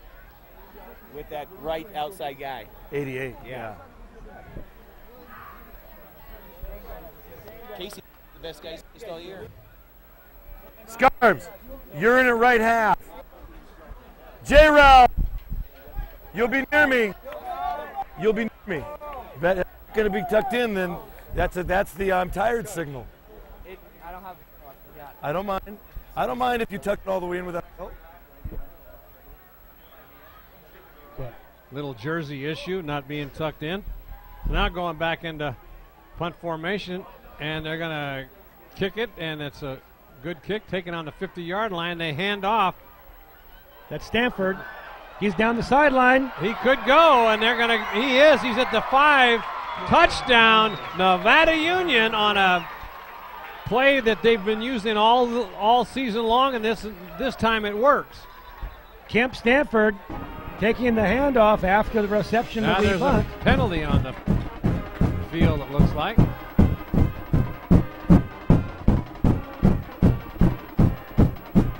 I think I see a yellow flag on about the 12-yard line.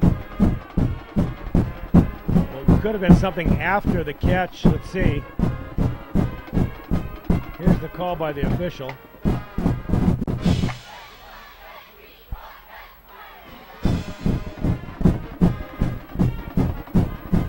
They're still having a caucus out in the field. We're still trying to decide. They haven't put the points up on the scoreboard yet. That was that reverse after they caught the punt. Let's take a look at it. So it's a pretty good kick. Takes it at about the 50, and then I didn't think it fooled anybody, but he does hand off to Stanford. Oh, I got a good block. That was a block that sprung him. Wow, I don't see what was down. You know, they may have had Personal foul against the Miners. Oh, personal foul against the Miners. So they're going to pull the touchdown back. And then step it off from the 45 all the way back to the 40-yard line. Now there's a 60-yard penalty right there. Woo! So between big plays. No, now they're going to say it was the penalty happened on the 40. It's going to go all the way back to the 25-yard line. He's saying that it's a personal foul. So let's take a look at now. Let's see where it happened. Could it be on this block here? No. Because we've got a block here that's a good, clean block. Oh, I mean, yeah, that was nothing wrong with that great hit, block. but we really don't know what the penalty was. Yeah, he goes on down into the end zone, but that's strange. Wow. So now NU will take over on about their own 25-yard line. Good highlight reel for Kemp Stanford, but it goes for naught as that play is called back. So now they'll start on their own 21-yard line. So it's an 80-yard penalty. There's a handoff. Ryan trying to turn the corner, and he's going to get a couple yards as he turned it. Looks like he ended up getting about 5 yards on that play. He ran a long way, side to side. Ryan is limping a little bit.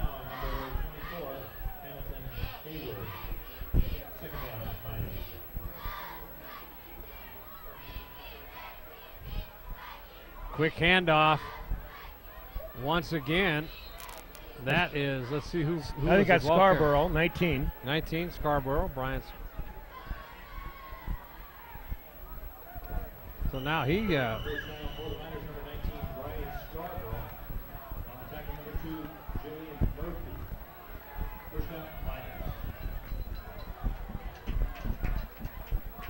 there's the handoff, but a Browning gets away, picks up about 6 yards, and he's up to about 1 yard shy or 2 yards shy of the first down. Let's see where they spot it.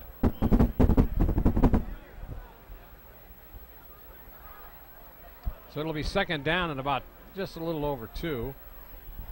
Ryan's coming back into the ball game. NU continues to just run pretty much at will, Marty. Yep. If they just stayed on the ground. These penalties, though, are just killing them. Yeah. But the only one thing, Will's not making any tackles tonight. They're running at him all night long. Oh, there's a good rush, and being brought down for a big loss was Jantz. Like So a wildebeest on the African plain. Boy. Being taken down by the lion. Exactly. That in was the backfield. Big loss. Here's a replay on that. Now watch this. Fake, and then a big rush in there. Number 22, I believe. No, number 28. 28. That was McBride. Daryl McBride came in there. Yeah, there's a big kid. Makes that tackle. So it's third down and about 11. Going back to pass, they got a little screen set up to Ryan. Ryan breaks a few tackles. He's still going. They're still going. Gets a first down, dives forward to the 45-yard line. I think that this Valley team is unable to do any tackling at all. I mean, that's just horrible.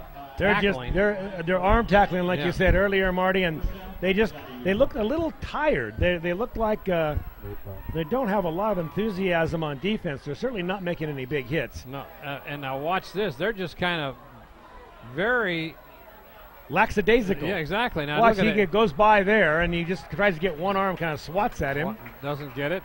Ryan's doing a good job of running. Don't take it away from Ryan, but still, darn near gets away from those guys. Exactly. So that'll be a second down now, and after a 6-yard gain, so it'll be second and 4. There's a rollout again, and he pitches it back, and there's Ryan going to cut back. He gets the first down, and there's an ankle-saving tackle. That could have gone for 6. You can see Ryan, he could just smell it. Yeah. He thought he could break that last tackle, and he saw nothing but daylight out in front of him. Ryan's having a big game. Here it is. That's a little bit of a risky pitch out there. He's so close to the sideline, but Ryan fields it. And then look how he just goes right by the offensive lineman, number 72, didn't have a chance. And number 15, that would be Brandon Powell for the Vikings, finally gets him down by the ankle.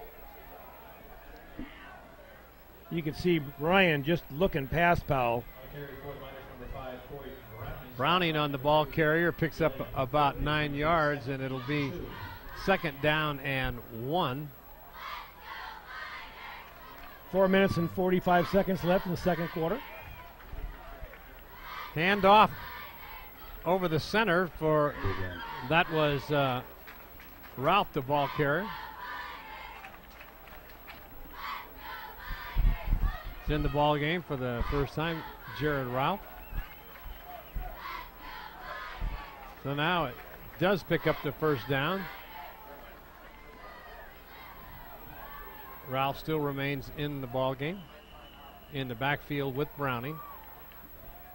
Jantz rolls out again. Now he takes it himself. Nobody's going to come up to get him. He dives for about 4 yards. Jantz doing a good job tonight with his legs as well as his arm. Now, I'm not sure. Is Jantz a junior or is he a senior this year, Marty? He's a junior.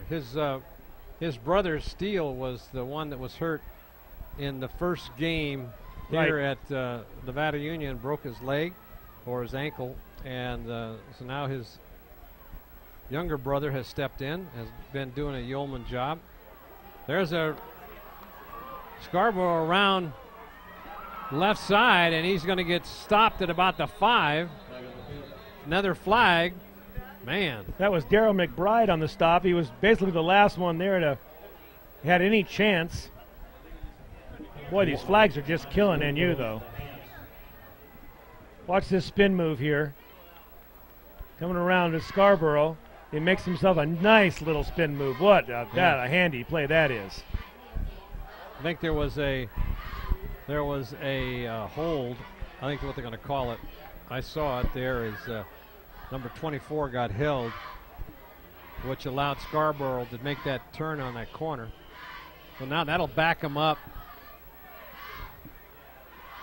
to the another 5 yards, and now the ball is resting on the 22-yard line, where it'll be first and about 13. Going down, back to pass, and he falls down. I think he tripped over number 75. Yeah, he did. It's Devin Rose back there protecting, and he's got their feet tangled up. So now that'll bring up third and about 21 yards to go. They've been pretty dangerous in this spot. Well, I'll tell you, they basically, NU's got them right where they want them. Yeah. Watch this. Now he goes back, and he trips over his lineman. That was that was Ryan. Oh, it sure was. Number 7. He was staying back the block, and he just tripped over him, and so now that'll bring up third down and forever. They've got to go first down. They got to go all the way down to the 9-yard line. So now let's see what they're going to do. It's going to be timeout called again by the Vikings with 2 minutes and 35 seconds left to go in the half. Marty Mortensen along with Paul Brown and the entire Touchdown Production Sports team is on hand for a special edition, Thursday night edition.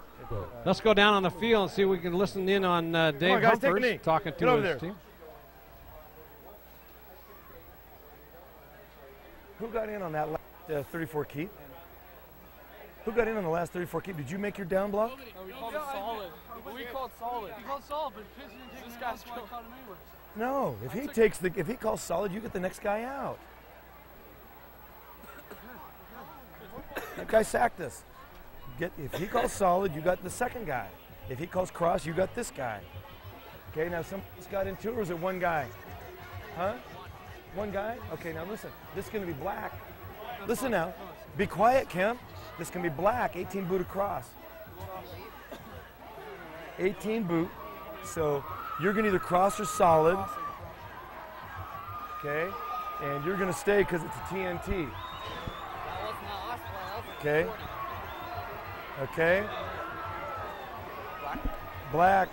No, that is, I don't think that's a good play. I think I want to see blue. I want to see spread left, 33 keep L cross, and throw it up because that's a short corner over there. Look at the split and throw it up to Cam. What do you do? Keep it inbounds, throw it inbounds. 33 keep L cross. Spread left.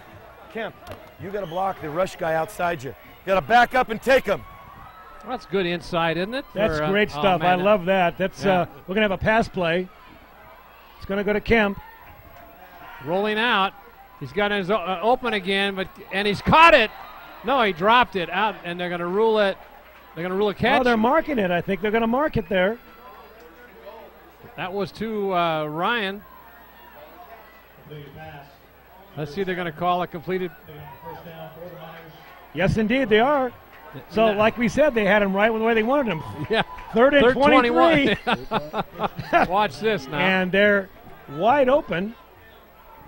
Nice pass by Jantz. Look at that, in between two defenders, going up for it. And he had it before he went out of bounds to drop the ball. That's an excellent play. Good concentration. First and goal. And over the left side, going in for the touchdown is Scarborough. Brian Scarborough getting the call over the left side. Basically goes in untouched. And now NU's feeling it. All right. How many times tonight on third and forever have they come in with a pass play that it was fourth and forever on one play that they picked up a first down? And now they've and all these pass plays, Marty, there were two defenders right there around them. The defenders just aren't able to cover these big, tall wide receivers that NU's got to throw at them. And also it's a credit to the quarterbacking. They're throwing balls that are nice spirals right in there. Yeah, that was a nice tight spiral to Cameron Ryan. So now they'll attempt the extra point. Holding will be Casey. Beelan will be doing the extra point attempt. As we've got 2:21 left to go in the ball game in this first half. So there's still time if they can generate a little offense by the Vikings, but I would guess in total the Vikings have run maybe 12 plays. Defense has been on the field the whole time. The only problem with that is the defense is the same players as the offense. They never get a breather. No, exactly. So here is the extra point. They're lining up for it. Number 18, Colin Casey holds. Colin gets the hold down, and Beelan gets the extra point, and that makes the score here at almost halftime is 21-13. So no big surprises here so far, Marty. NU has been on the field for the majority of the entire first half. They are dominating the Valley Vikings, and we're starting to see, like we talked about earlier, a little bit of that fatigue that is starting to set in for the Vikings. All these players going both ways. They do still have 2 minutes and 21 seconds left, so they will have time to mount some kind of an offensive drive.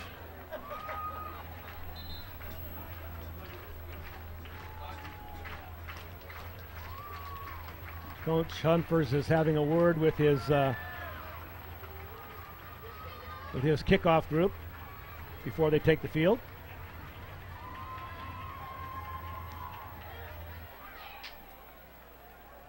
So let's see if Beelan will attempt one of those squib kicks again. He's got enough leg to put it in the end zone, but I think they want to keep it away from Hamilton Haywood down there, because he's a big threat to bring it back. No, there's a deep kick. They're going to kick it right at him. Yeah, now he's got it back on the 5. He's up to the 10. Makes a couple moves, gets to the inside. He's still on his feet. He's still got going. the room. He's got one He's man got a to whole beat. crowd ahead of him. He's down to the 30, the 20, the 15. He's out of bounds. He had one man to beat. Wow, this kid has got some explosive moves. He just took that ball and then slowly analyzed the defense as they were moving in on him, saw a hole in the middle of the field to the left, and then just with a huge burst of strength and energy, watch this. He kind of lopes in there, sees a hole, and then just explodes right here. He's got some speed, gets to the outside. He outruns his blockers a little bit. Number 15 could help him, but he outruns him. And Beelan comes over and makes the tackle. He was the last man that could save the touchdown, and he fought off the block very nicely and ended up making the tackle. So it's down to ball marked on the 19-yard line. Handoff. Oh, big hole over the right side. And he picks up about 3 or 4 yards. That play looked like it could have gone a lot farther than that, but Haywood. And they're going to go to the line of scrimmage quickly. They've got 1:47 left to see if they can pop this ball in the end zone. Well, back in shotgun formation, 2 receivers out to the left. Pass right over the middle and it goes incomplete. There's a flag. Boy, and they had a wide open receiver, yes, number 8 out here. That was Singh, Cavi Singh. Wow, he was wide open, Marty, if he had seen him. Let's see what the penalty is. Might have been. It's against Bear River. It's against the Valley Union. Yeah, that's tomorrow night. I know, sorry. No problem. Getting ahead of myself here. Yeah, right. So that'll bring up a first down. They'll take the ball all the way back down now to about the 10-yard line. Here's that replay. I didn't see what the call was. It was he had his receiver. Oh, I see. He got pushed right there. Well, look at this receiver out here, wide open there on the left. Exactly. So it's 1st and goal, and they give it to Haywood. He's over the spins a move back over the tackle slot, and they bring him back. So he maybe picks up a yard. The clock continues to run. They're all out of timeout, so they've got to hurry up, get set, get back up to the line of scrimmage as the clock continues to run down. 1:18 and counting.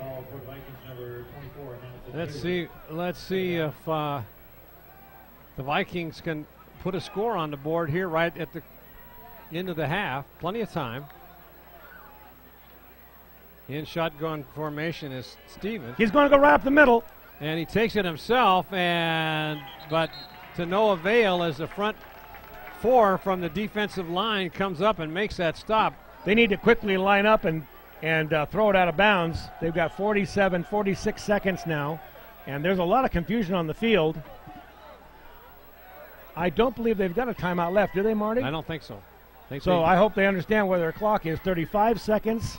They're not going very quickly. They're going to go for a play here. They're not going to throw it.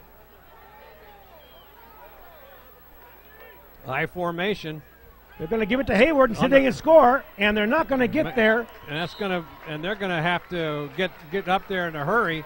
And they're going to try and spike the ball. They got 15 seconds left. They better get themselves fourth down. together. They can't spike it. They got 4th down. This is the play right now. 4th down. Let's see. Who called the timeout? The official called the timeout. And that comes with a lot of boos from the crowd here over in the NU side. I'm not sure why. Let's see what the ruling is going to be here. Walks over the. Boy, that was a break for the Vikings. He wants 12 seconds added onto the time. Boy, what a break. Is it for the Vikings? Oh, there's no timeout called? Now they're able to call a play from the 2-yard line. Okay. No, they're not. No, they're going for it. Brad, set up the defense. 12 seconds! So now we've got a play called with some time left on the clock. It's 4th down. I think he wants 12 seconds placed back on the clock. That's not going to make any difference. They're going to have to go. It's 4th and. It's do or die time. Here it is. They're going to throw it up. Oh, and it's a lobber. And what happened on that play? Well, they can't let the clock run out there. That will be the half. So the Vikings, with a very good opportunity to get this ball game close again. There was some poor play calling down inside the 9-yard line. Couldn't agree with you more, Marty. That not only was there confusion on the field and the play wasn't brought in quickly, but they should have thrown a pass like that up to 2 plays ago. Yeah, to stop the clock so they can work on. If we could pan over to the left, Dave Humphers is out on the field right now talking to the officials about that last series.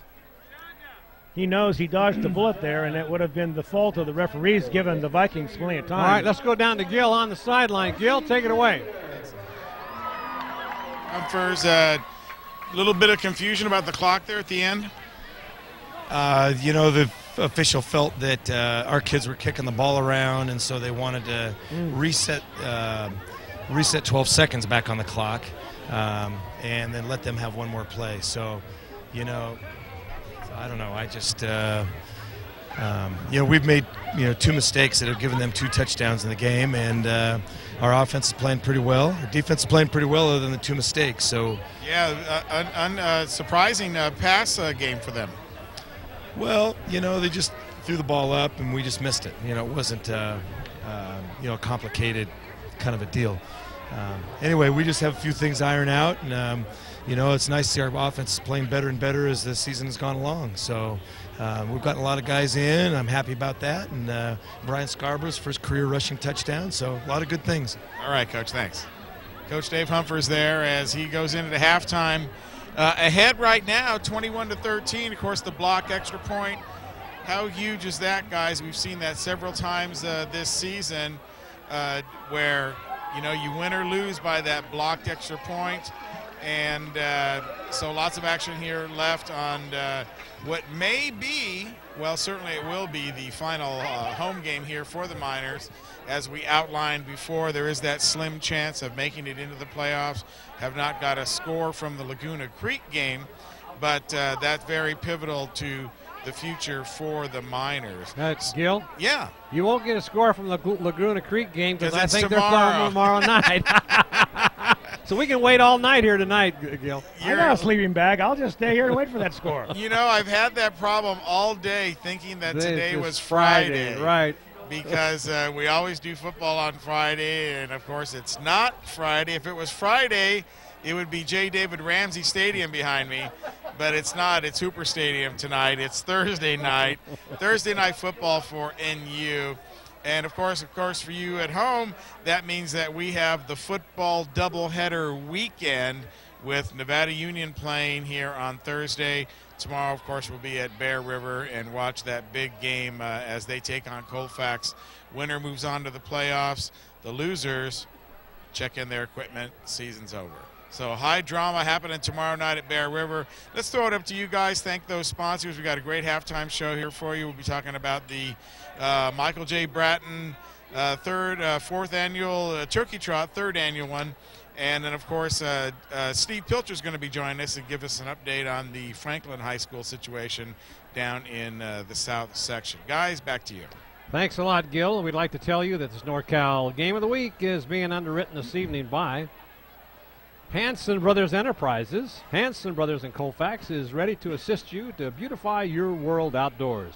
At Hanson Brothers Colfax, you'll find a selection of landscape and masonry products, retaining walls and stepping stones, stationery, and even outdoor rugs. Everything you need for outdoor landscaping, including new products like their pondless waterfalls. Hanson Brothers Colfax, proud to be a part of the Colfax community. And by our friends at Hastings Development, Inc., Kevin Hastings and HDI are proud of the work that they've completed in the Grass Valley, including the Highlands Project, Iron Horse, and many homes for Habitat for Humanity. They're also members of Calvary Bible Church and support many community projects. And now they bring you sports television each week in your homes for you to enjoy. Hastings Development, Inc., the company you seek to bring your project in on time with quality built in. Nevada Union Joint High School District. Our district is home to one of the best high schools in the state at Nevada Union. Nevada Union has been a California Distinguished School since 1997 and a National Blue Ribbon School since 1998, boasting a 99% graduation rate. Extracurricular activities include 56 clubs, 42 athletic teams, and 20 ROP programs. With so many choices, it's easy to see that the Nevada Joint Union High School District is always serving our community with higher education. And by California SIPS Homes. The primary benefit of using SIPS is energy savings and reducing the construction time. When you use SIPS for your home's exterior walls and roof, there is no need for traditional stick framing or installation. The panels go up fast, fit tightly together, and are true. Premier SIPs are available at California SIP SIPS Homes, where they are saving energy for you for tomorrow. Mike Bratton, State Farm Insurance and Financial Services. At Mike Bratton's office, it's all about teamwork. They share a common goal with you and strive every day to earn your trust. So when you are looking for auto, home, life, health, business, or long-term care insurance, Mike Bratton will be there to get you the coverage that you need to protect the things you love. Mike Bratton, State Farm Insurance and Financial Services. And by Touchdown Productions, simply the best in local sports television. This is Marty Mortensen along with Paul Brown, reminding you to tune in next time for part 2 of our doubleheader weekend as we return to J. David Ramsey Stadium as the Bear River Bruins play their final game of the regular season against the Colfax Falcons. It's the final battle on the road to the playoffs between Bear River and Colfax coming up next week on your NorCal Game of the Week. All right, let's throw it down to Gil on the sidelines for his halftime report. Thanks a lot, Marty. With me is Matt Botham from the, well, I guess he's a NU graduate and NU graduate, yes, and ex-alumni player. Ex-alumni player and the coordinator of the second annual Michael Bratton Turkey Trot coming up here on Thanksgiving, and I think you guys are expecting even a bigger turnout this year than last year. You know, we're hoping for good weather and we're hoping for a great turnout. Last year we had about 600 people and we had a great fundraiser. We raised almost $18,000, and this year we're just hoping to up that and continue to get a big community support and outflow of appreciation for the event. And yeah, just hopefully it grows. Hopefully it keeps getting bigger. Now, I know you've been in touch with Mike Sr., of course, as you're leading up to the event. What's his feelings about the whole event? Oh, Mike loves the event. You know, this all started about, I guess, just over a year ago. I was sitting down on the couch with them, and we're discussing about some sort of a fundraiser. And Michael and I used to run a turkey trot in Reno together, and so we decided to do one down here in his memory. And he's been a big supporter of it ever since then.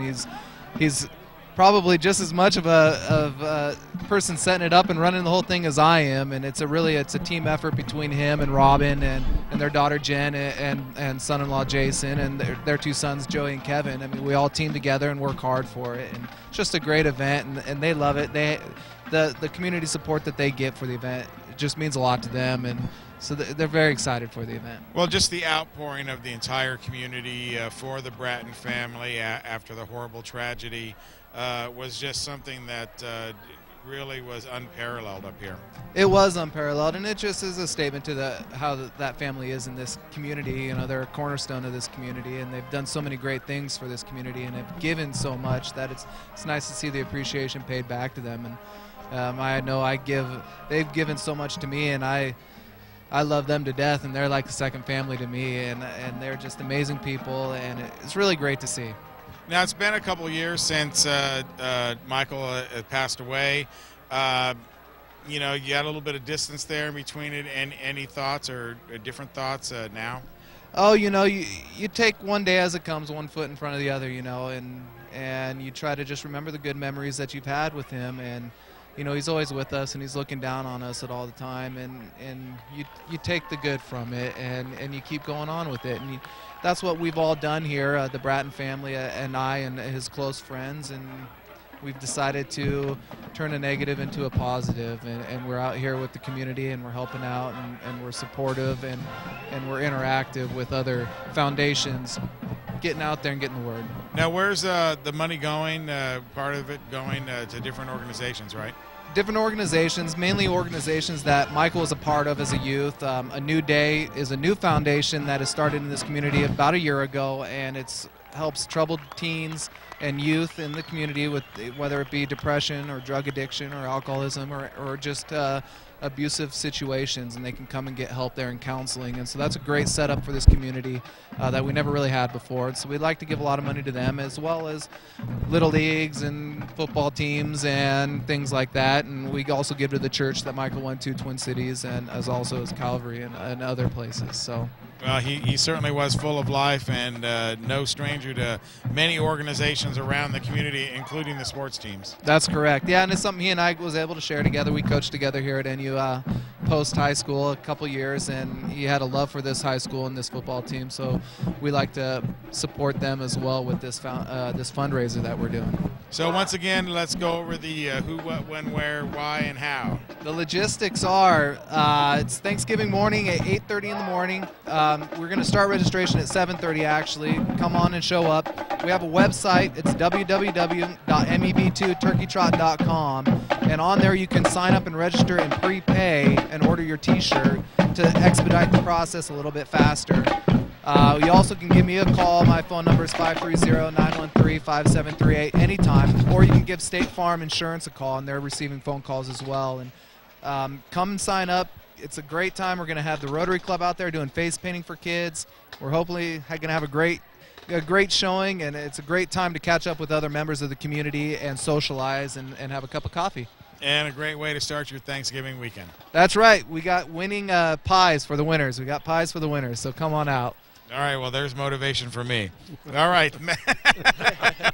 Matt, thanks a lot for joining us again this year, and we look forward to helping you guys any way we can throughout the coming years. Thank you. I appreciate it. All right, Matt Boson there. Guys, let's throw it back up to you and come back with Steve Pilcher. Thanks a lot, Gil. Nice report there. Thank you. The NorCal Game of the Week is being underwritten this evening by A to Z Hardware and A to Z Garden Center. There's a lot going on at A to Z Hardware. Of course, Dan Weed and Dan Jr. are always there to help you. But now you can shop online at A2ZSupply.com.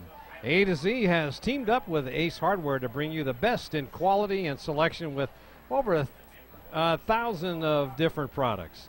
So shop in Grass Valley or shop online. It's all at A to Z Hardware and A to Z Garden Center, longtime supporters of NU minor football. And by Pioneer Motors, when you need a premium quality, low mileage, competitively priced, squeaky clean used car, look no farther than Pioneer Motors right here in Grass Valley. There's a reason that the residents of Nevada County have voted them the best used car dealership for the past 7 years. These guys at Pioneer Motors get it done right the first time, and that's why they say they have the best cars at the best prices every day at Pioneer Motors. Chan, Moon, and Kirschbaum, OD, specializing in a family care for over 27 years. You can trust Chan, Moon, and Kirschbaum to offer thorough eye exams for your entire family. If another year has passed since your last checkup, it's time to get your vision checked and your prescription updated. They offer a complete selection of frames and lenses as well as special contacts for astigmatism. Just another example of how Jerry, Lisa, and Stephanie look after the health of your most precious gift, the gift of sight. And by Hughes Body and Fender, NU football dad Clay Shockey has been serving your automotive needs in Grass Valley for over 30 years. As a third-generation collision repair technician, Clay is 47 years in the business, which gives him the experience you need when you need it the most, and that's after an accident. He repairs all makes and models and works with all of your insurance programs. So go to Hughes Body and Fender, where experience counts. Soft Answers, owner Dallas Wivholm, is the best friend your computer system has ever had. Dallas specializes in software management, design, and consulting. That's why he's in big demand whenever there are problems to be solved. Dallas has the answers, and Soft Answers is a proud supporter of Nevada Union Sports and all of the enjoyment they bring to our community. It's all at Soft Answers.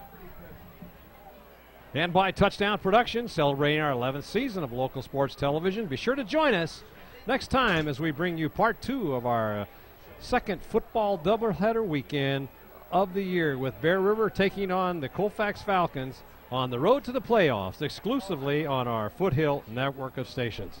And now let's go down on the field to Gil Dominguez. I believe he has Steve Pilcher down there. Yeah, we got Steve Pilcher. He's doing about 5,000 different things tonight, and he asked if we still had time, and I said sure.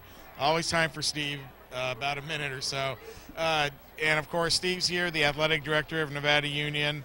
Athletic director is a very serious position, and of course, everyone has heard the problems that are going on in Franklin down in the southern part of the section. And a lot of people wonder, Steve, from the athletic director position, how something like that could occur. Well, that's a good question, Gil. It's hard to believe, as much as we know about what's going on with our kids every day, and our coaches and our programs and our parents, that it could get by like that at any school, but it did, and it's a shame for the kids. We feel for those kids because that's what it's all about. That's why we do this. But shame on the coaches, and I'm really proud of the CIF for the way they handled it and for sticking up for what's right. Well, especially going on for so long. I mean, they took away all their victories for the last 3 years. It's hard to believe that you wouldn't know that something was going on for 3 years. Well, if I didn't know, I'd probably have to resign because I'm not doing my job. And their athletic director did resign. They have a new AD this year. Oh, I didn't know that. So, I'm not going to comment on that, but it's just hard to believe at Nevada Union and probably wherever, that we wouldn't know something like that was going on and question it before. Probably wouldn't even have gotten to the CIF because we would have dealt with it in-house. That's, the way we do things. Right, but as you said, the real tragedy is for the students and really for the students that aren't even there yet. 6th graders, 7th graders, 8th graders that want to go to that school, and now at this point in time until the next meeting of the CIF wouldn't have a future there in terms of different sports. Right, and that's the tough part. That's the tough part because what are we here for? And that's what coaches are here for the kids. And most of the comments that I've heard from other schools, our fans, football players, is that we hope, and speaking for the comments that I've heard, not myself, that we hope that CIF relooks at their punishment in light of the coach resigning. And I know that the state legislature is involved with this now a little bit, looking at that, and so I hope they look at it with the kind of the credo of is it right for kids in mind, and I'm sure they will. They're good people, and I'm sure they'll make the right decision. But I'm really proud of our CIF organization and Pete Sacco for stepping up to the plate, and it's tough. It's tough doing the right thing sometimes. It was not easy what they did under pressure, scrutiny, and threats and everything else. So. Right, in an unprecedented fashion. Absolutely. All right, Steve, well, listen, thanks a lot for joining us for a couple seconds here. I know you're busy tonight, and I'm sure we'll see you during volleyball. Volleyball, we win 3-0 tonight. We play next Tuesday at 7. Okay, there's the update right there. We'll be there next Tuesday, and then, of course, hopefully we go to Davis for the 6th straight time. Absolutely. Thanks, Gil. All right, thanks, Steve. Yeah, thank you. All right, guys, let's go back up to you and get ready for second half. Tell you that this NorCal Game of the Week is being underwritten this evening by Casey Wood Corporation. The Casey family has been serving you at the Casey Wood since 1990 and has become a home for the professional contractor. Kevin and Mark have established a reputation for doing whatever it takes to keep your job rolling. They offer construction-grade lumber products for framing and siding, along with custom doors and windows. And they are proud to support community events in our area. And by Top This Truck and Auto Accessories, it's time to pimp your ride and start looking good with the help from Chuck Cavros and the guys at Top This. Chuck knows you need a truck that works as hard as you do. And he has in his in-store displays that feature thousands of accessories, something that will work out perfectly for your truck. Check out the new side boxes on the Commander 2 when you see it. Chuck has outfitted our rig with the latest in side box designs, and he can do the same thing for you. That's Top This Truck and Auto Accessories, your truck's favorite store. Grass Valley Glass, there's no need to let the winter chill drive up your heating costs when Grass Valley Glass is ready to come out to your house and give you an inspection of your window needs. They offer a complete line of energy-efficient windows from Milgard and can install them before the winter really turns cold. Sean and Marty and NU football coach Curtis Alwyn specialize in everything glass at Grass Valley Glass. And now for the start of the second half, here's the kickoff by Beelan. It's a squibber taken up by the back, and he almost broke it loose again as they The special teams tonight are really struggling. That's on one of both the sides. highlights, definitely. The Vikings have a good special teams. I think that was number 9, Derek Stevens, that took that ball on the squib kick. That was Stevens, and he gets the ball up to his own 40-yard line, 42-yard line. Will it be first and 10 on their own 42 as they start the second half? Marty Mortensen along with Paul Brown and the entire Touchdown Production Sports team is on hand tonight for this special edition of your Game of the Week. This doubleheader. Tomorrow, looking forward to the Bear River Colfax game. So I formation for the Vikings. And there's the option, been handed off going around the left side for about 4 yards. That is Hayward again. Jalen Hamilton Hayward has been the key to this offense tonight. What offense there has been for the Vikings. He is a big, strong I-back. And I'll tell you, Marty, what's impressive about him, he looks so nonchalant when he's heading towards the line, but then puts on this burst of strength and energy. Yeah, but very, very deceptive. Very much so. So they got almost a T formation in the background. And there's a handoff, but nobody blocking up front for him, and he gets stopped at front 4 of the Nevada Union defensive line. That's Tucker Combe. Wow, Combe. Big hit, yep. Yeah, he came up and made that stop. Here's a picture of this tackle. Holm comes in, puts a helmet in, watch right here, bang, and stops that big back coming up the line. Now it's 3rd and about 6. Good tackle. The 2 receivers spread out to the right. One at the far left. There's going to be a run, and that's Stevens, but he's not going anywhere. Is coming up making that stop is Henry Harrison, number 27. They're just not getting any blocking up front there, Marty. Nobody's blocking. Harrison. The backs are on their own. Harrison came right through there at his outside linebacker. You can see that here. We're going to run it back. Here it is. And he just comes right on through there. Makes a great tackle. Didn't fool anybody. Harrison has played a very good defensive game tonight. So now they're 4th and... They're going to go for it. They're going to go for it. Let's see where they're going to pass this time. Right over he is. The middle and almost completed. Good defense by the secondary for Nevada Union. That was Terrence Stewart, the receiver. Looked Coming like he had it in his hands, I think, Marty.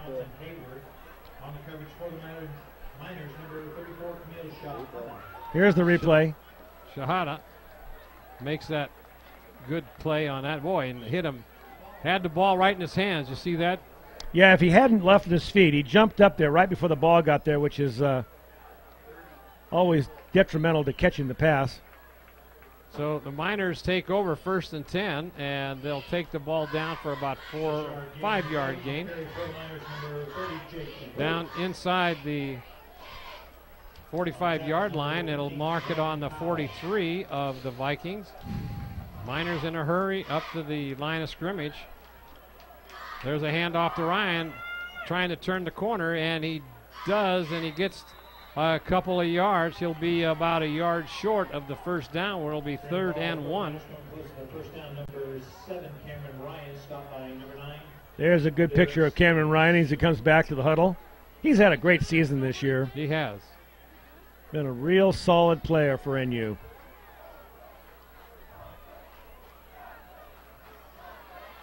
Well, there's a quick handoff. Hole got plugged up, but then Ryan breaks it to the outside, tries to turn the corner. Coming up and making the stop, saving the touchdown, is Haywood again. You get the impression that when Ryan has the ball, he's looking to score long. He's looking to go find that hole and make something big happen. He's not looking for just a few yards. But that time, Paul, the hole got closed up, as you'll see here, and then he busted to the outside. He had no place to go. Here he goes, breaking it to the outside, carries the ball in his left side.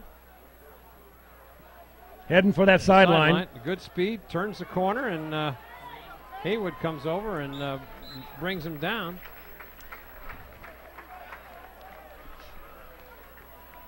And on first down, NU has picks up another first down on that It was a play around the left side. Ralph carried the ball. So once again, the Miners up to the line of scrimmage in a hurry. In motion is Anderson going left on the play and being brought down at just about the line of scrimmage. Looks like Jared Ralph again. Ralph carrying the ball. Might have got a yard. The Miners on the 10-yard line. They can get a first down without scoring a touchdown. Rolling now is Jantz. He fires into the end zone, and it's incomplete. That ball was intended for Casey.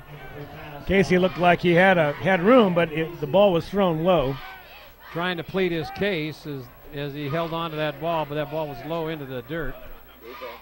Here's a replay on it. You can see, I think, if it was actually did touch the ground. He doesn't really set there. Oh, there he throws, and he throws it so low that, boy, you can't really tell from that angle. The referee is right on top of it. So third down now and about 8. There's an option, and there's going to be a keeper. Jantz takes it. He's going to go in standing up for a Nevada Union touchdown. 8-yard run into the end zone by Jantz. Touchdown, Nevada Union.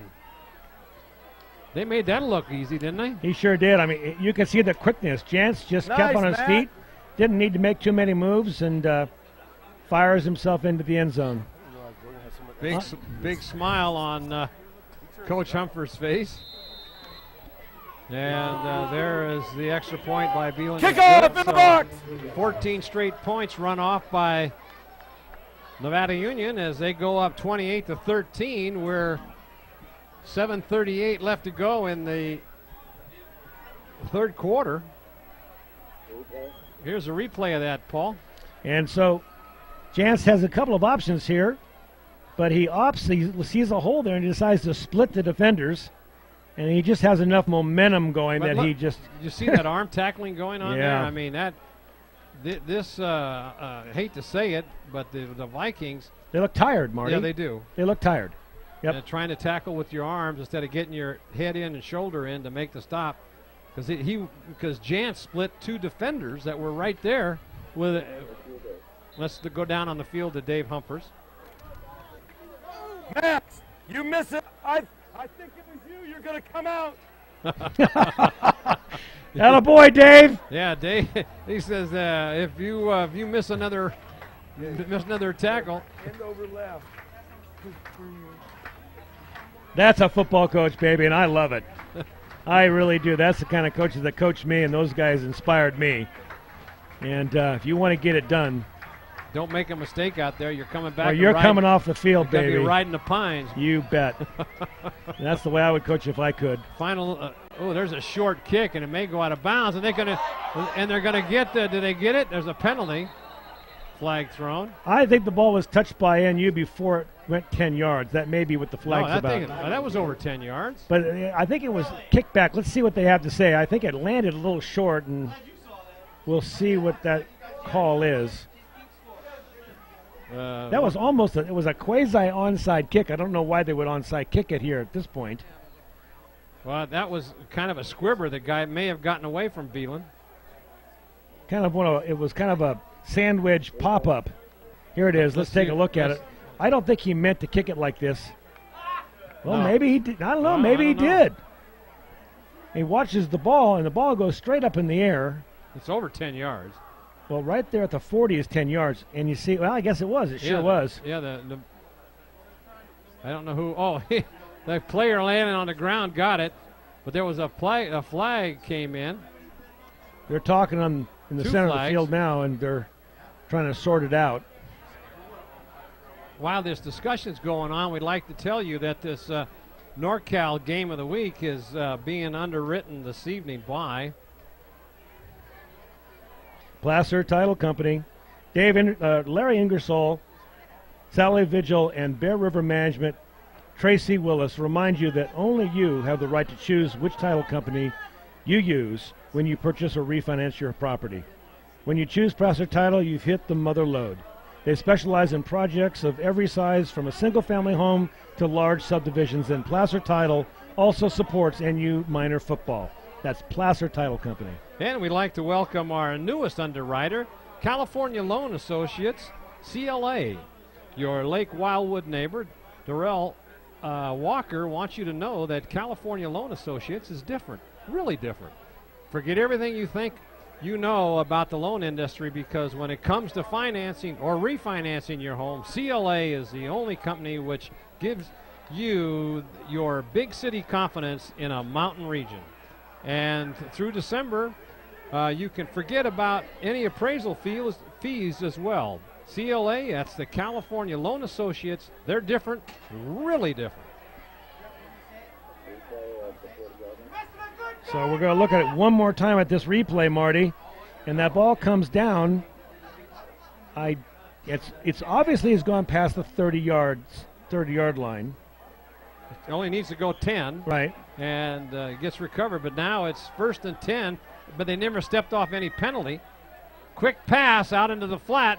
That's to Haywood. He's going to cut across, but no, the Nevada Union all over that play. They had their defense spread out to cover him. When he's your number one threat, you put about 4 guys on him, and he's not going anywhere. They key on him, obviously, yep. So they know he's going to touch the ball about every other play. So it's now 2nd and about 13.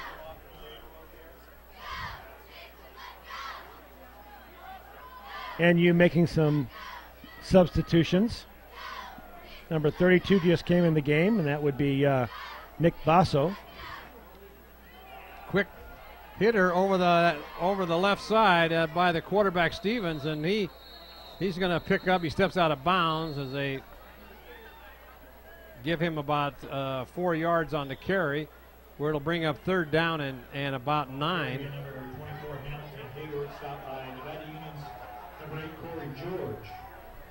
Corey George on the stop.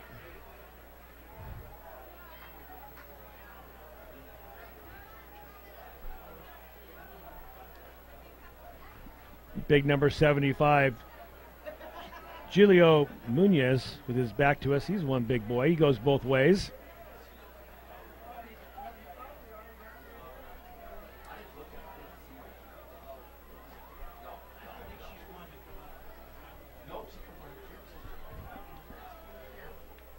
They're sure showing different formations tonight, aren't they? They really are. There's now timeout's called. Yeah, now the coach is coming out in the field. They're going to have a timeout. They're talking something over. That's about the 3rd time we've seen them tonight, Marty, where they've looked just confused. Yep. Well, let's go down on the field and listen to Dave Humphers as he talks to his team.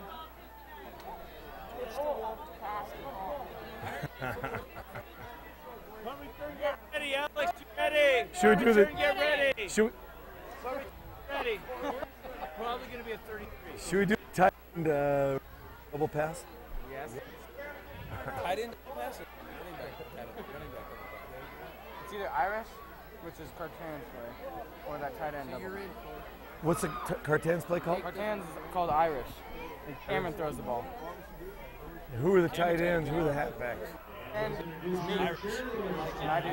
They're not even talking Irish. defense.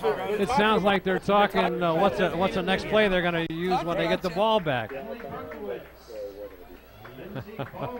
They were talking some defensive plays there, but I think they're trying to get they were talking about getting the tight end the ball.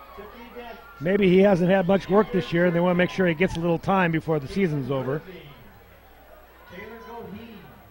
So 3 receivers. Out to the right, and now let's Stevens rolls out, and he throws it deep. He's got a guy. He's got it. He's got it. He's at the 15. Holy cow! He scores! Touchdown. My goodness. This team can explode with a touchdown. Oh, man. Right about the time you're chalking them off and heading home.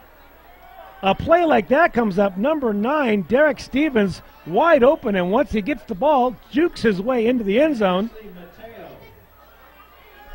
There he is right there, getting a high five and a slap in the back of the helmet by Hayward. Well, who threw that pass? We'll have to watch it on the replay. I thought it was Stevens taking the pass, but not the case. I think it was Madkins that threw the pass, but okay. It looked like a run, and I'm surprised he didn't actually get across the line of scrimmage because he had scrambled around the field. We'll look at the replay, I'm sure. That's why I thought 9 was the quarterback. A high snap, blocked again. That's the second one. Look at that. That's Basso in there. Yeah, that's his second block tonight, and he almost blocked the first one. He just missed the first one. Now he's got 2. No one's blocking him. Let's sort this touchdown out, Marty. Okay, let's see who's okay. So the snap goes back to. That's the quarterback Stevens. To Stevens, and then. So he doesn't hand the ball off, and then he looks like he's making. Let's see, he goes across the line of scrimmage because he makes a move there. Right about there's the line of scrimmage. Oh my, he's over the line of scrimmage, Marty. He unfortunately, but what a great pass on the run.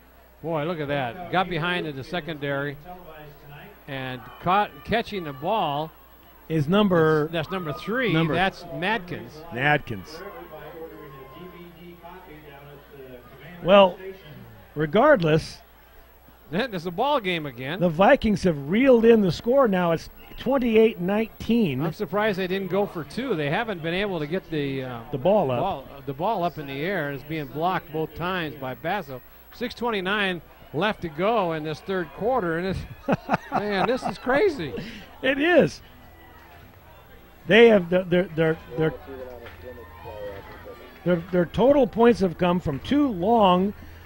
Beautiful pass plays. And then a defensive score. The defensive score in the first quarter. So now let's see if they're going to kick it out of bounds again for the 4th time.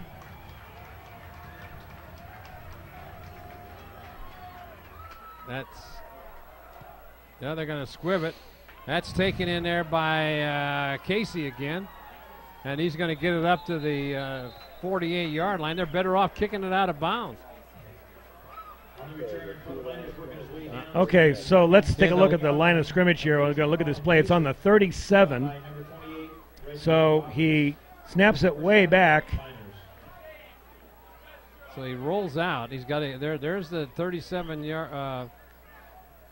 Let's see how far he gets. He definitely gets across the 35. Oh, no, he was You're back. right. He was back behind he threw it about the 39. My bad. You're right. He had another yard, so it was a good call by the official. There's Browning, the ball carrier, as we come back to live action. Good camera work by our crew tonight as we've gotten some great shots. And I really like the insightful view we get from the coach as we have the sideline from Coach Dave Humphers. So there's a handoff over the left side. That's, let's see, that is Scarborough. Big first down pickup on 15 yards. We got Casey Dominguez up top, up on the press box with some good shots. Sean Koshevsky down right to the left of us. And down on, there's a run. He could go all the way. This Browning, and he gets, see, there's a tackle low, and that made a big difference. Stopped Browning, but that was Madkins came up and stopped him. That could have been for 6. And Chris Glass on that coverage with his camera. Gary Feisey, someplace in the stadium. There's a handoff to Browning again, and he claws his way to about the 8-yard line. Once again, Nevada Union on the move. No need to throw the ball when they're getting this many yards on the ground. They can just grind it out. 5 minutes and 27 seconds left in the third quarter.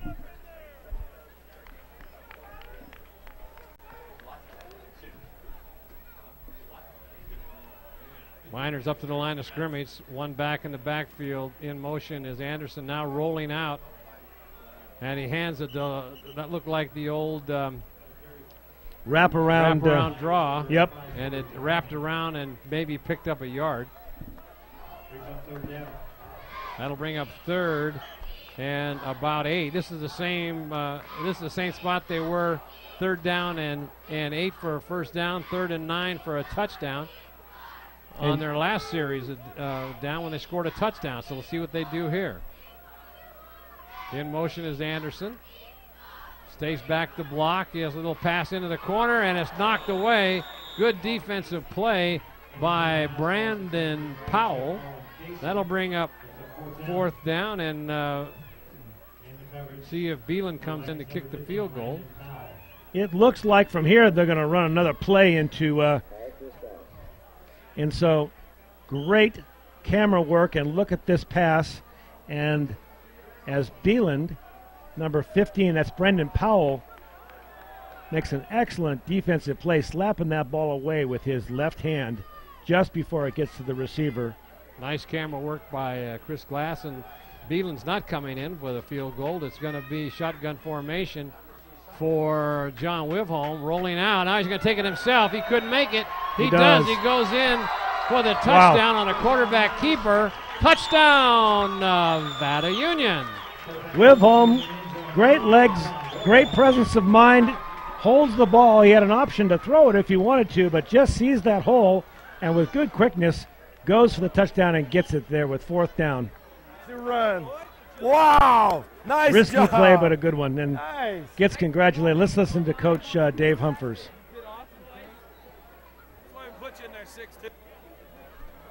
Here's the kick by Beelan. It's up, and what does that it do? 9, is 6, no 15. good. It went off to the left. 16. That makes the score 34 Come on, to 19. hustle up. Come on. I thought you were going to score. All right. All right. All right. What happened to A bounce? You couldn't get the guy turned in. He came upfield. No, I got the outside backer. 88 was playing like tackle. He was so far in on that play. Oh.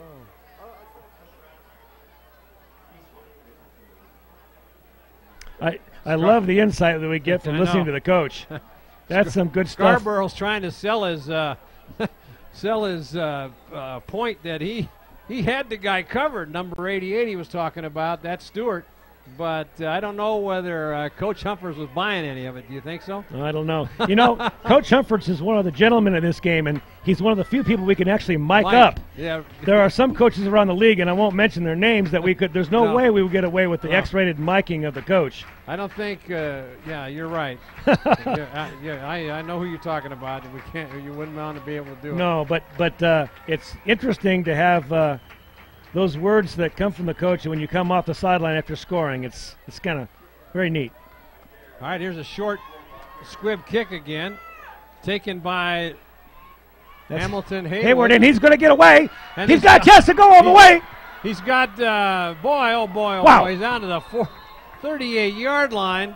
I love watching this kid run, Marty. He is so deceptive. You see the way he just barely gets up, follows his blockers, and then all of a sudden he just turns on the speed. It's a certain grace to it, too. Let's watch it in the replay. Now watch.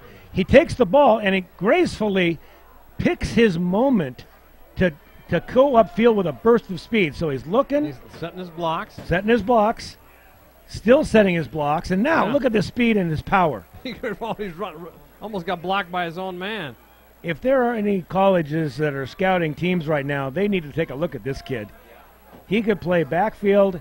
He would be an excellent defensive player, too. And a good tight end if they wanted to have him. Absolutely. He's so tall. So now a good field position. And there's a handoff. And trying to go over the right side, can't do it as Nevada Union keyed on him. Coming up and making that stop was Tucker Colomb. First one to hit him. But like you said earlier, from an offensive standpoint, they're just keying on him. They're just keying on Hayward in every move he makes. So you can see the linebacker adjust to wherever he's at from behind the line of scrimmage. They're just putting one-on-one. Clock continues to run here in the third quarter. 3:37 left as Valley. There's a quick pass out into the flat, but good defensive work out there. Once again, I'm trying to see who that was coming out of there. Was that That was Kyler Caldwell again on another good defensive play. Harrison and Caldwell have been doing a yeoman's job out there on defense tonight. So with 3rd and long, we're probably going to see another one of those pass plays.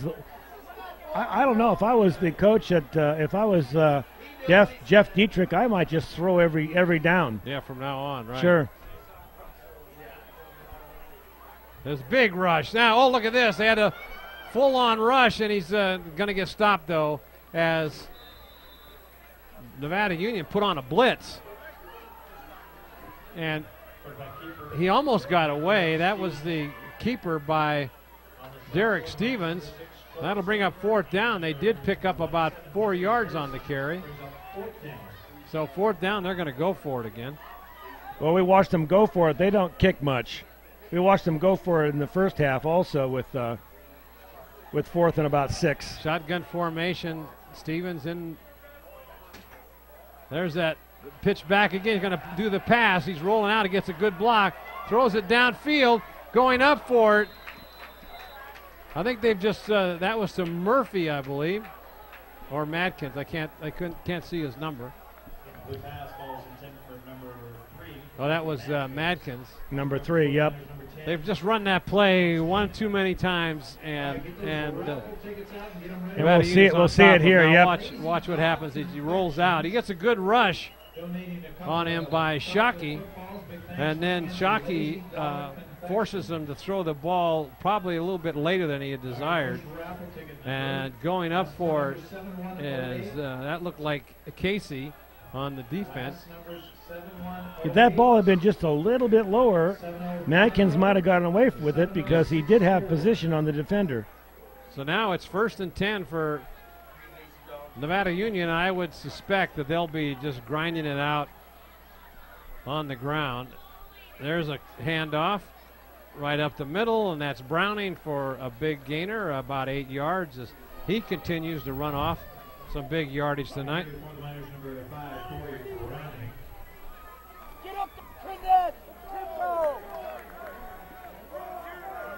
So once again, hurry up offense. Here's a big hole there as that Scarborough takes it for the 1st down, picks up about 15 yards on the carry as they move the chains one more time as they get into Cameron, get a left half. We've still got Coach Humphreys' mic open. We can hear on the sideline. Colin. Hold on. Wait. Right there, Sam. Hey, get that guy right there. In motion is there's a handoff to Ryan over the right side. Got blockers in front of him. Turns the corners. Jukes a couple of players. Gets close to the 1st down. Let's take a look at that replay from the previous play on Scarborough over the left side, Paul. Scarborough it doesn't have to do a lot of faking. There's a wide open hole there. The whole left-hand side of the line had been blown off by the NU offensive line. Good, strong run by Scarborough. 2nd and about 1. There's a handoff to Scarborough. He's got room. He's got blockers in front of him. He's down to the 15, to 10, he's going to walk in. Touchdown, Nevada Union. Scarborough just walks in. Brian Scarborough doing the job tonight, giving teammates a high five. Good, strong running night for Scarborough. The last play was they saw the offensive line had just blown off, like I said, the entire defensive left side. They run the play again. They ran the play again. It was a walk-in. He was at a half jog by the time he hit the 10-yard line. So that makes it 40-19 in favor of NU. And so Beelan in for the extra point. He missed the last one. High snap. It's down, and it's good. 41-19. As we've got one more quarter to go, and this is kind of turned into a romp. It's kind of turned into a blowout. That's right. I don't expect that we'll see NU letting up any. Well, they're going to bring in some. Here's a replay of that touchdown. And watch Scarborough. He's got a full head of steam up as he gets the inside handoff. Blockers in front. Number 62, what a great block there. That's Casey Olam. Makes a great block, just taking 2 defenders out. Now look at that. Browning leading the way. Takes out the last defender. That was number 3, Michael Madkins. Wow. Browning just laid him out. All right, last call for raffle ticket number 7108. 7108. So we will have the kicking unit of the Miners out on the field. And you see Dave Humphers. You have to let them touch it first, yeah. Or if they'll try that onside kick again. There it is. There it is. That's a fair catch. Coming in That's a very good job. Singh made the fair catch on that. I didn't know a fair catch was that you could fair catch a ball if it was kicked on side like that. That's a first for me. You can. That's the first time I've seen that. So Singh comes off, and now it's offense takes the field, and let's see what they've got.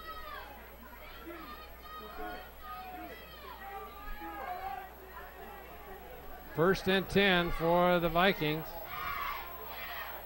Single back in the backfield, shotgun formation, high snap, inside handoff to Hayward, and coming up and making the initial stop on him is it was like number and Tucker Combs also, number 48 was in there. I'm surprised they're leaving in their first stringers because this game's out of reach. But they're shuffling in players now. This will be the last play of the quarter. They may not even get it off. 8 seconds left. It appears they will.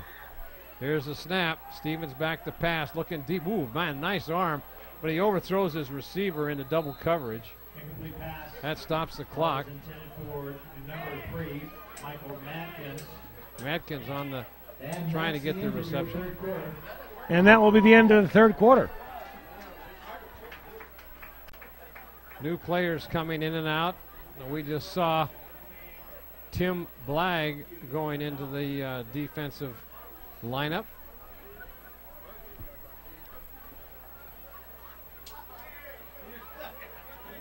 So as the officials move the ball, you see a... Let's hear Dave down the sideline.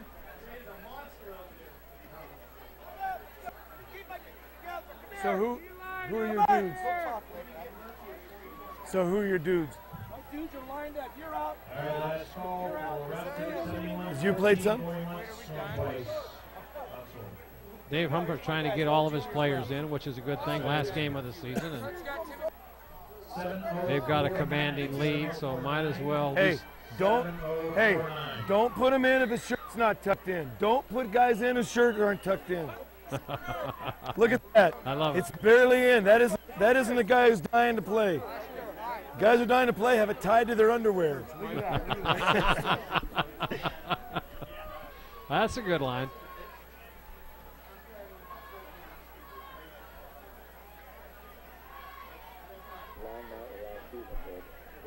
If there's a coach that's been a long season for Jeff Dietrich, he, as we said earlier, their 2-win season appears that will be all they get. Big rush, throwing it deep, and it could be intercepted, but it's caught. It's caught. Oh my goodness! And he comes up with it. That is number 28. Reggie Roberts. Oh my, how in the world did he catch that between the two defenders? Nice tight pass by Stevens, but if we have that on replay, you should see Stevens. He got clocked. Here it is. On the pass. We're going to go to the play right now. Live out. Here he is. And he lets this thing go. Now watch this. Boom. Oh, he got hit by two guys. I think one of them was Harrison. Didn't see the other one, but watch this catch. He goes up for it like a jump ball and just brings it down between, just out-hands them. Yeah, right. And so now it's second down over the middle, and that flag goes down. Pass is incomplete. All right, check your raffle ticket, 7049. That stops the clock with 11:06 left. There's the flag on the play. That was Murphy slow to get up, being helped in there by Kemp Stanford. Nice gesture on his part. Flag is down. I don't know what the call is at this point in time. We'll have to wait for the referee to give us the signal.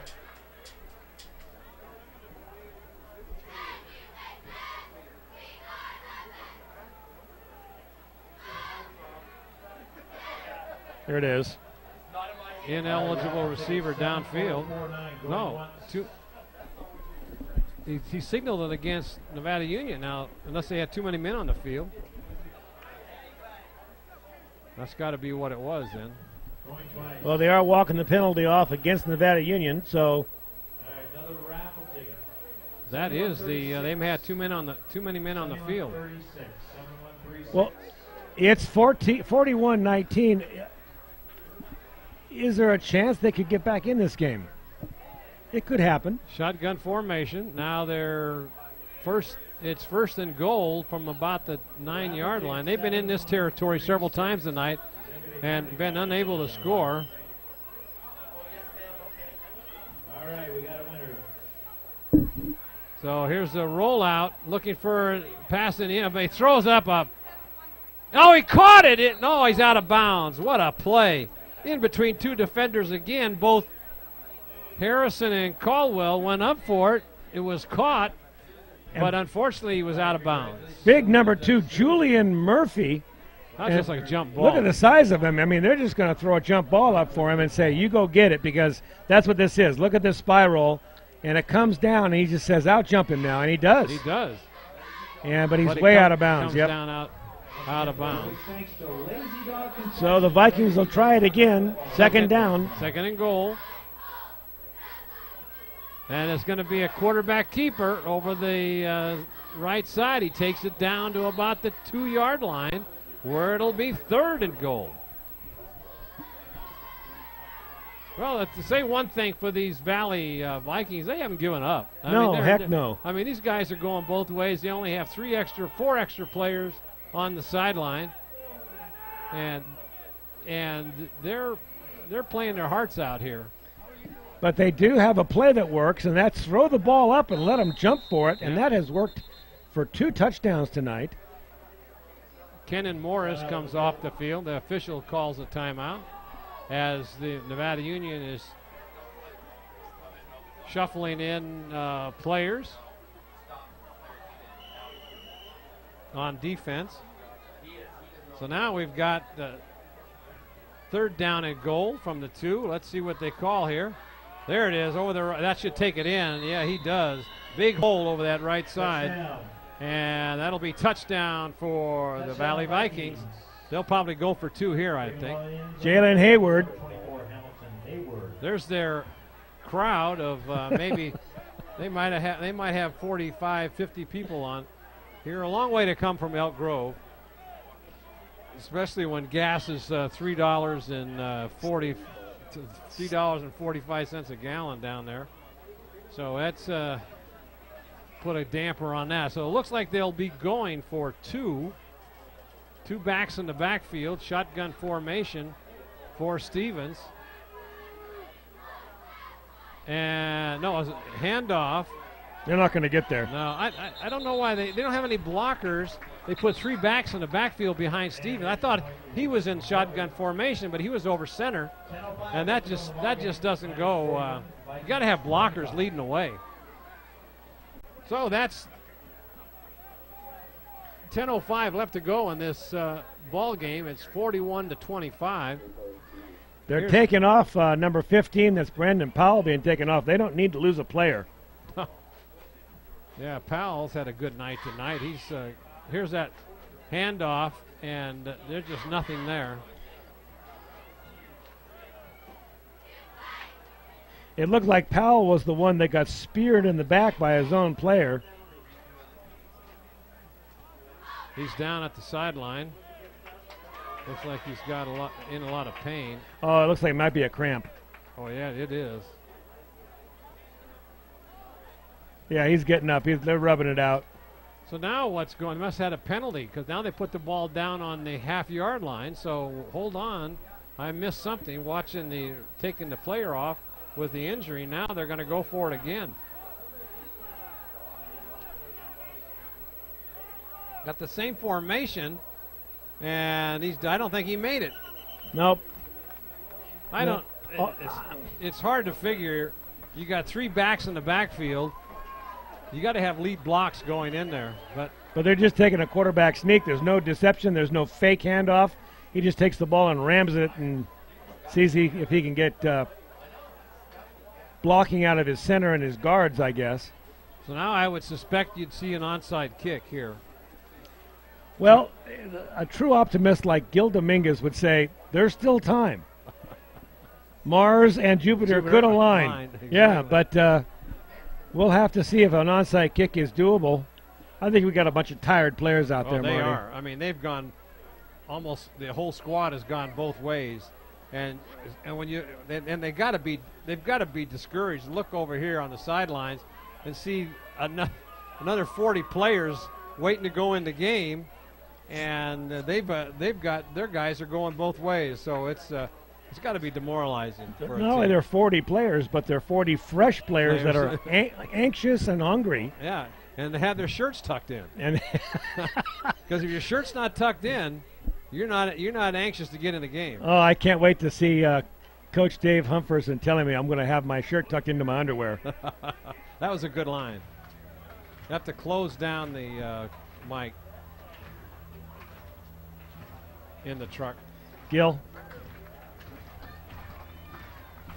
So we're going to have a kickoff, and you're right. I believe we will see some kind of an onside kick, I would guess. It's like going to go to the right side. Let's see what. No, it's a squibber down the middle. That could be dangerous. That looks like. It's number 6. It's Colin Stanford. Colin Stanford. He tries to go to the outside. He takes it out to about the 32-yard line, and that's probably their worst starting position on a kickoff the whole night. On the return for the Niners, Uh-oh. Stanford. Stanford comes out limping. 34-yard line. Be first and 10 for the Niners. I'm seeing Lost some his new shoe. players going in, Marty. We got some new offensive linemen. Trying to get Coach Humphreys trying to get all of his players in this last game. See Devin Rowe in the ball game. Number 62, Casey Olam stays at guard. And there's a handoff to Anderson over the right side. Got a blocker in front of him. That was Jake Wolf leading the way for him, and that picks up about 15 yards. They run it down into Viking territory. On the carry for the Niners, picking up the first down, number 24. Utah, 7 fly. Stop line number 2, Jillian Murphy. On fast! Cook! Cookie!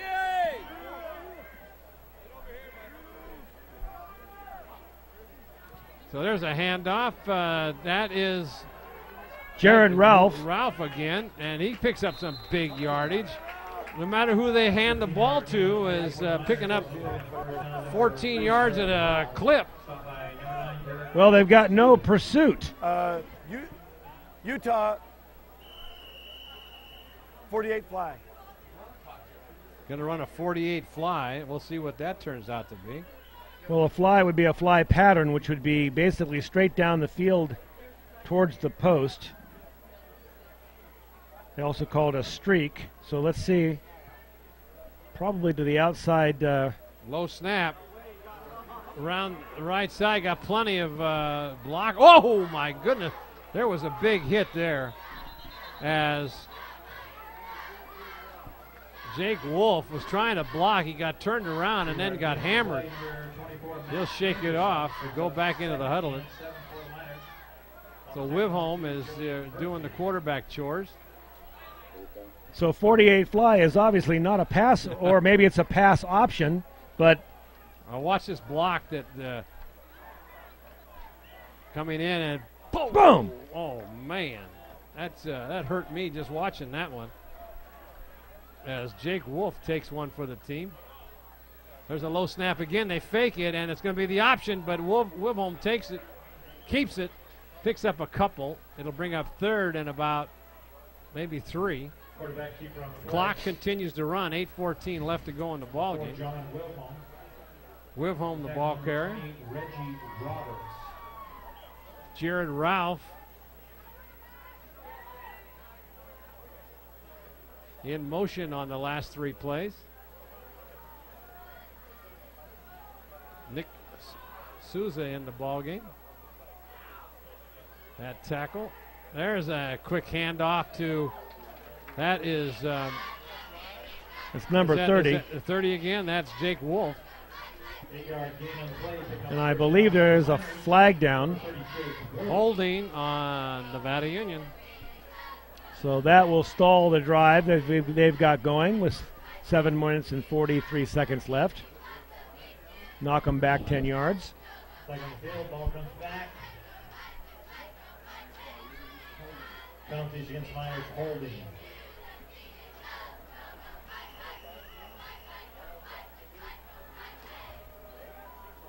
Coming into the ball game is Sam Cartan.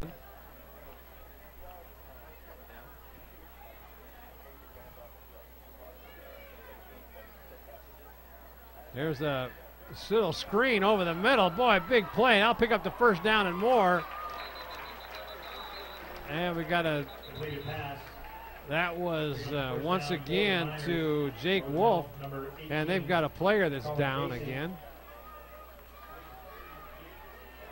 That's what happens when you're going both ways. Here's a replay on that. It was a nice play. It's a great play. It's a deceptive play when you have a screen pass right over the middle. You go right over the heads of the defensive linemen, and there's nothing but room until it runs into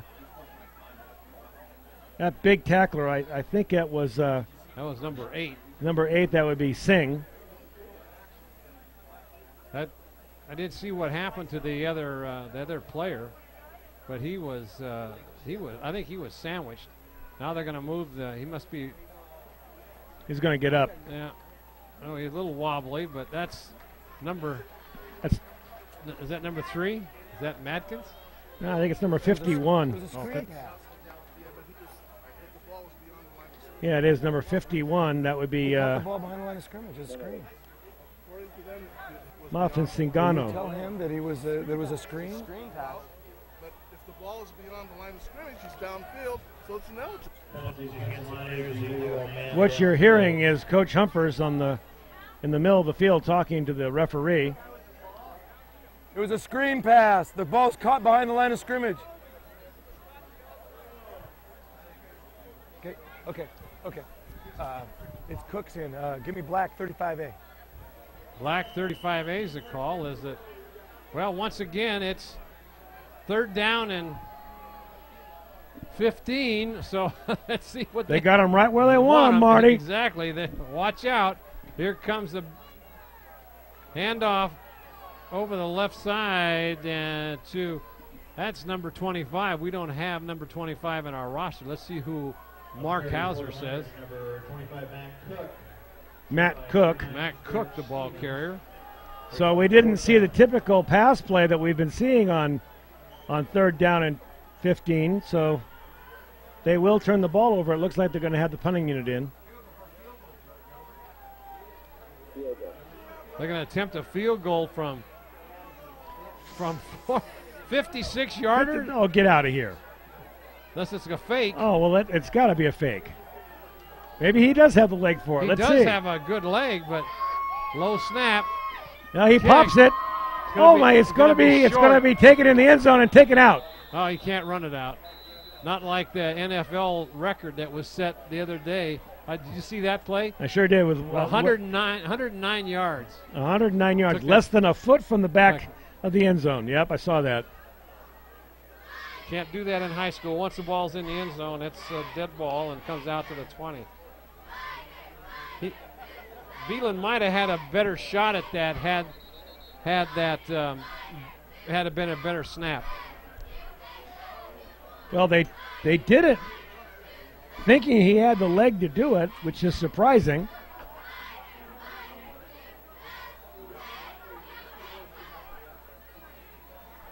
It would have been the perfect opportunity for a fake, like you said.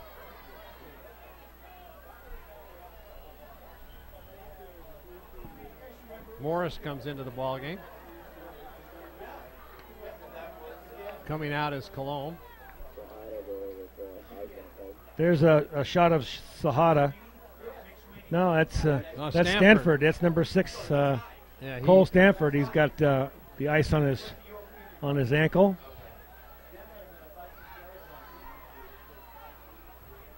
Shotgun formation. 4 receivers in the pattern going deep, and that could be interference, but I'm not going to call it. The ball was just underthrown a little bit to Roberts. Big Reggie Roberts. They found a play that works, and they're going to probably work it a couple more times before the end of this game. It's basically just run down the field. Let me throw it up for you, Reggie. Go up and get it.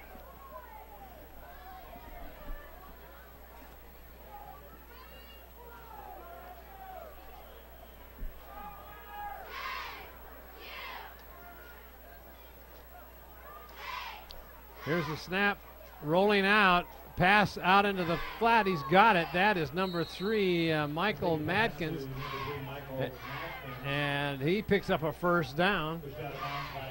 That was a good-looking play. Yep. It rolled out to the right, and a nice snappy pass out to Madkins, who gets out of bounds. Brandon Stevens comes into the ball game, and for our first look at Justin Noxon. You know, this Valley team has had moments where they look real good, Marty. There's some good offensive plays being snapped. Alex Martinez in the backfield for the Miners.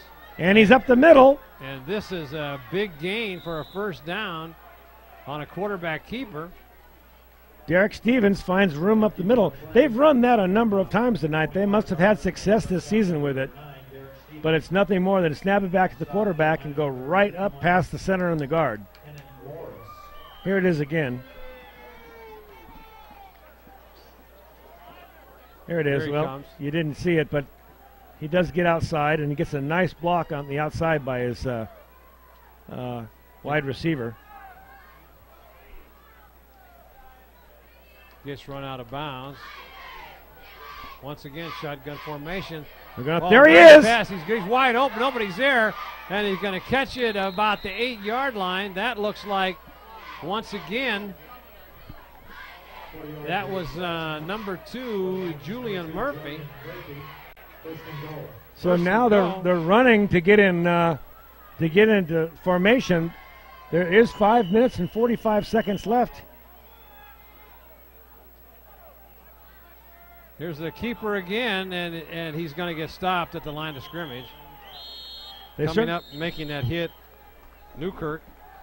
They certainly want to run that play, Marty, over and over again. They want to just snap it back and run it right up the middle. We've seen it again and again down here in the red zone with minimal success. 2nd and goal from the 7-yard line. Clock continues to run. Now the referees call a timeout. Let's see what they're... Now they said they're ready to go.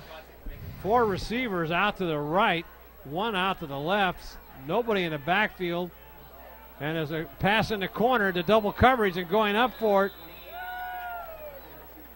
That is Reggie Roberts. He had a shot at it and just couldn't. That ball looked like it went right through his hands, Marty. He was up higher than anybody else and looks like he had it, but it went right through his fingertips. Noxon on the coverage. So 3rd down and goal. Now they're gonna try the option. Trailing, making the turn, and not going anywhere. He gets to the 5.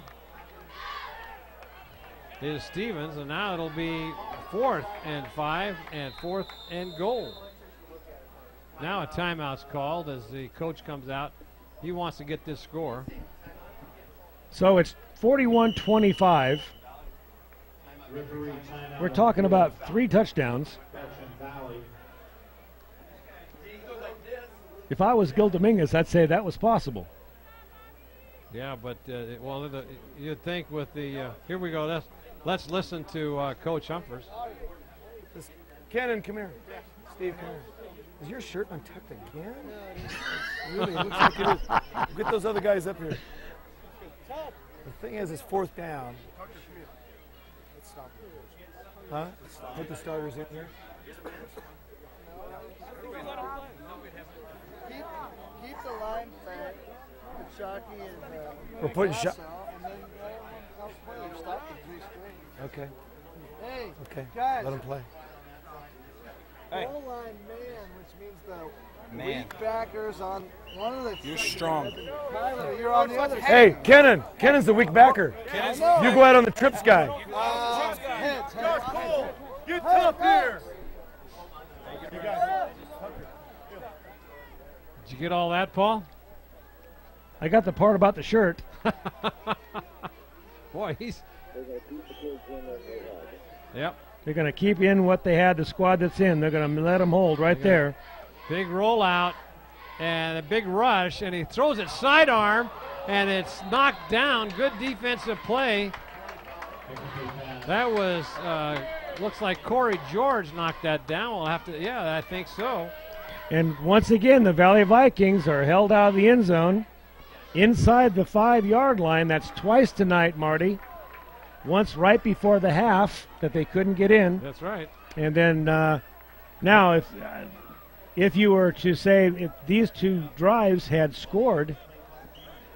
Well, they've been 3 times inside the red zone, down inside the 10-yard line, haven't been able to put anything on the board. And that's the difference in the ball game.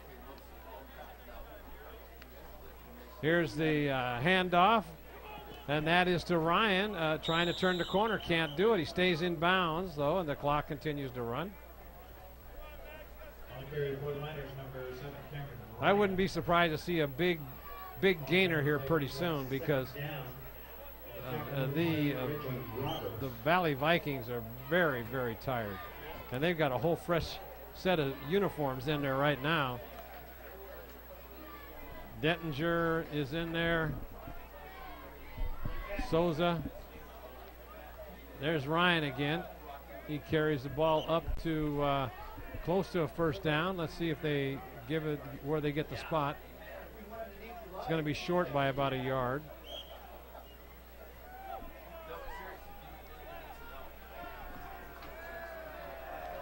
So as the season winds down for both of these teams,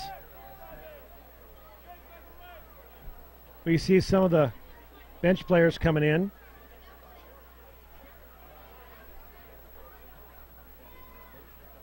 There's a handoff, and it gets the first down and more.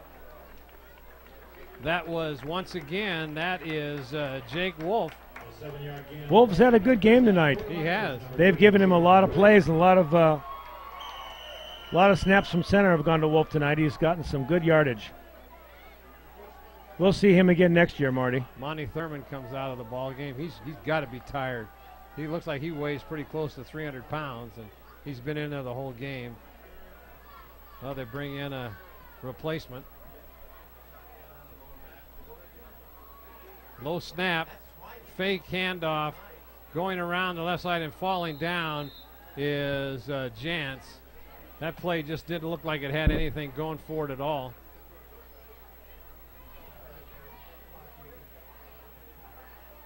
So Wolf comes back into the game.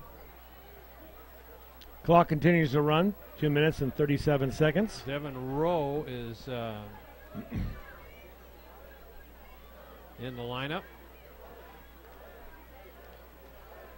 Cook also in. There's a pitch. And it goes nowhere as the Vikings come up and stuff that one. That might have got back to the original line of scrimmage. No, he's a yard short. So that'll bring up 3rd down and 11.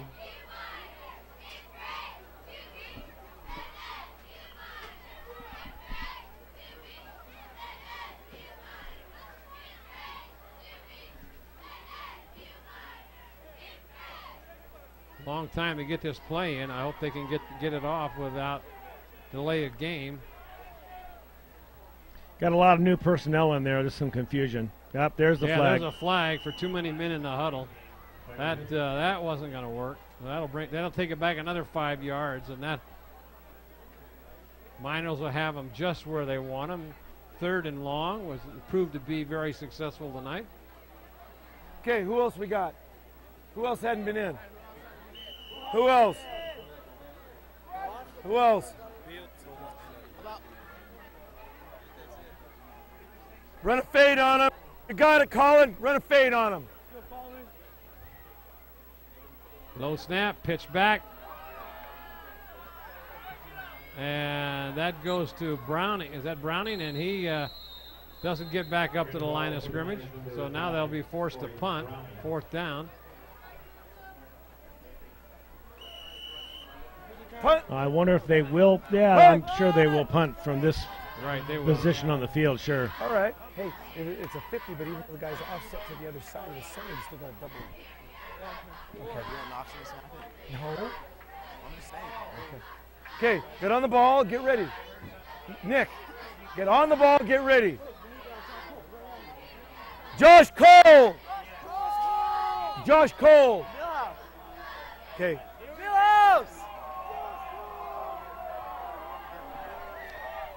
They're calling for Josh Cole on the sidelines, and here he comes. He's coming in now, number 73. Come on, Josh! When the coach calls you, you better be ready to go. His shirt's hanging Who out. else? Watch out.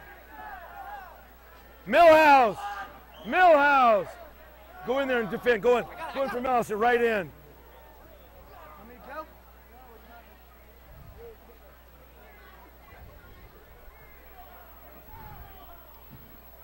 There's the snap, and the punt is away. Good kick. And it's going away from Haywood, but he picks it up.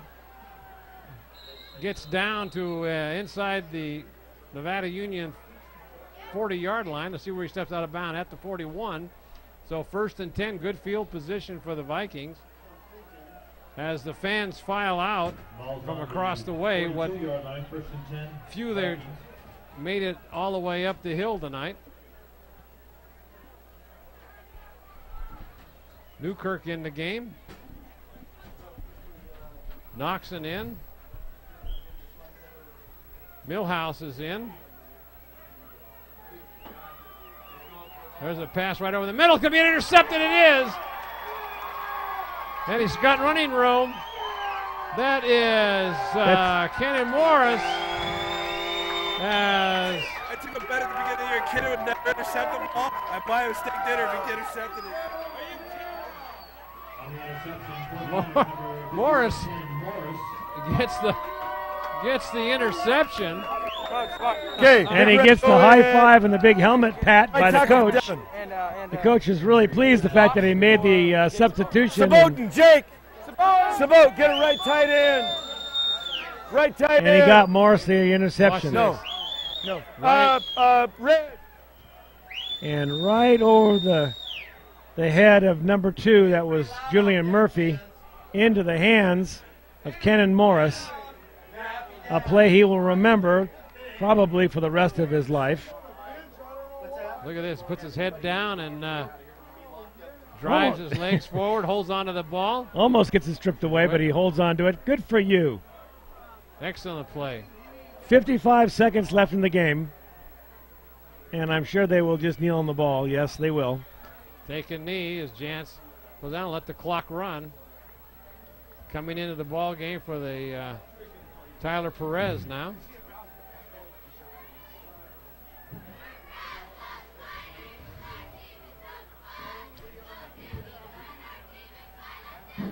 And Marty, this was a fun game to watch. It was. It was fun because of the long pass plays and that offense that the Valley Vikings was able to put together, and because of the of the running by Haywood. He was very interesting and a very, very talented player.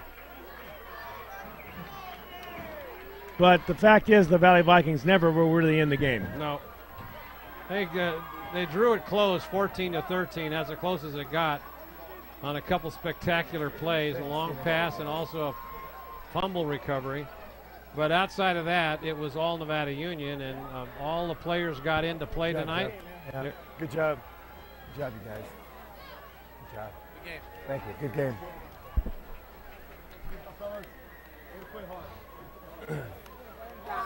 Uh-oh, they're going to get the coach. He got out of the way. I see. Hey, you lousy shot. Hey, you guys, after you're done, go thank your fan. And you, John, Wiv, when you're done, go over there and do your alma mater and thank everybody for coming. This is one classy program. Yeah, oh, it is. They always have been. And right there's the reason for it. All right, we'd like to tell you that this NorCal Special Edition Thursday night game of the week has been underwritten this evening by Hanson Brothers Construction and HBE Reynolds. The Hanson family is proud to bring you another great NU football season. And by Hastings Development, Inc.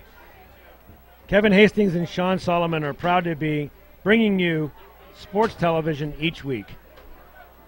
Nevada Union Joint High Schools District. Rolf Swenson and his staff are always serving our community with higher education. And by California SIP Homes, Kevin and Paul Hastings are saving energy for tomorrow's miners. Mike Bratton, State Farm Insurance and Financial Services. Robin and Mike Bratton bleed blue and gold. And A to Z Ace Hardware, A to Z Ace Hardware and A to Z Ace Garden Center. Dan Wheat and Dan Jr. and April Reese are happy to bring you another great football season. Pioneer Motors, Tom Rubino and Mark Bauer are happy to bring you high school football. And by Chan, Moon, and Kirschenbaum, OD. Jerry Chan, Lisa Moon welcome Dr. Stephanie Kirschenbaum to our community. There's no end. Nope.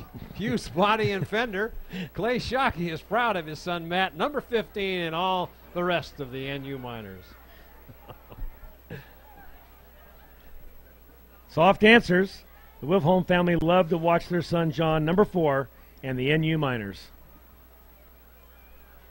Casey Wood Corporation. The Casey family loves to watch their son Colin, number 18, and all the NU Miners. Atop this, Truck and All Accessories.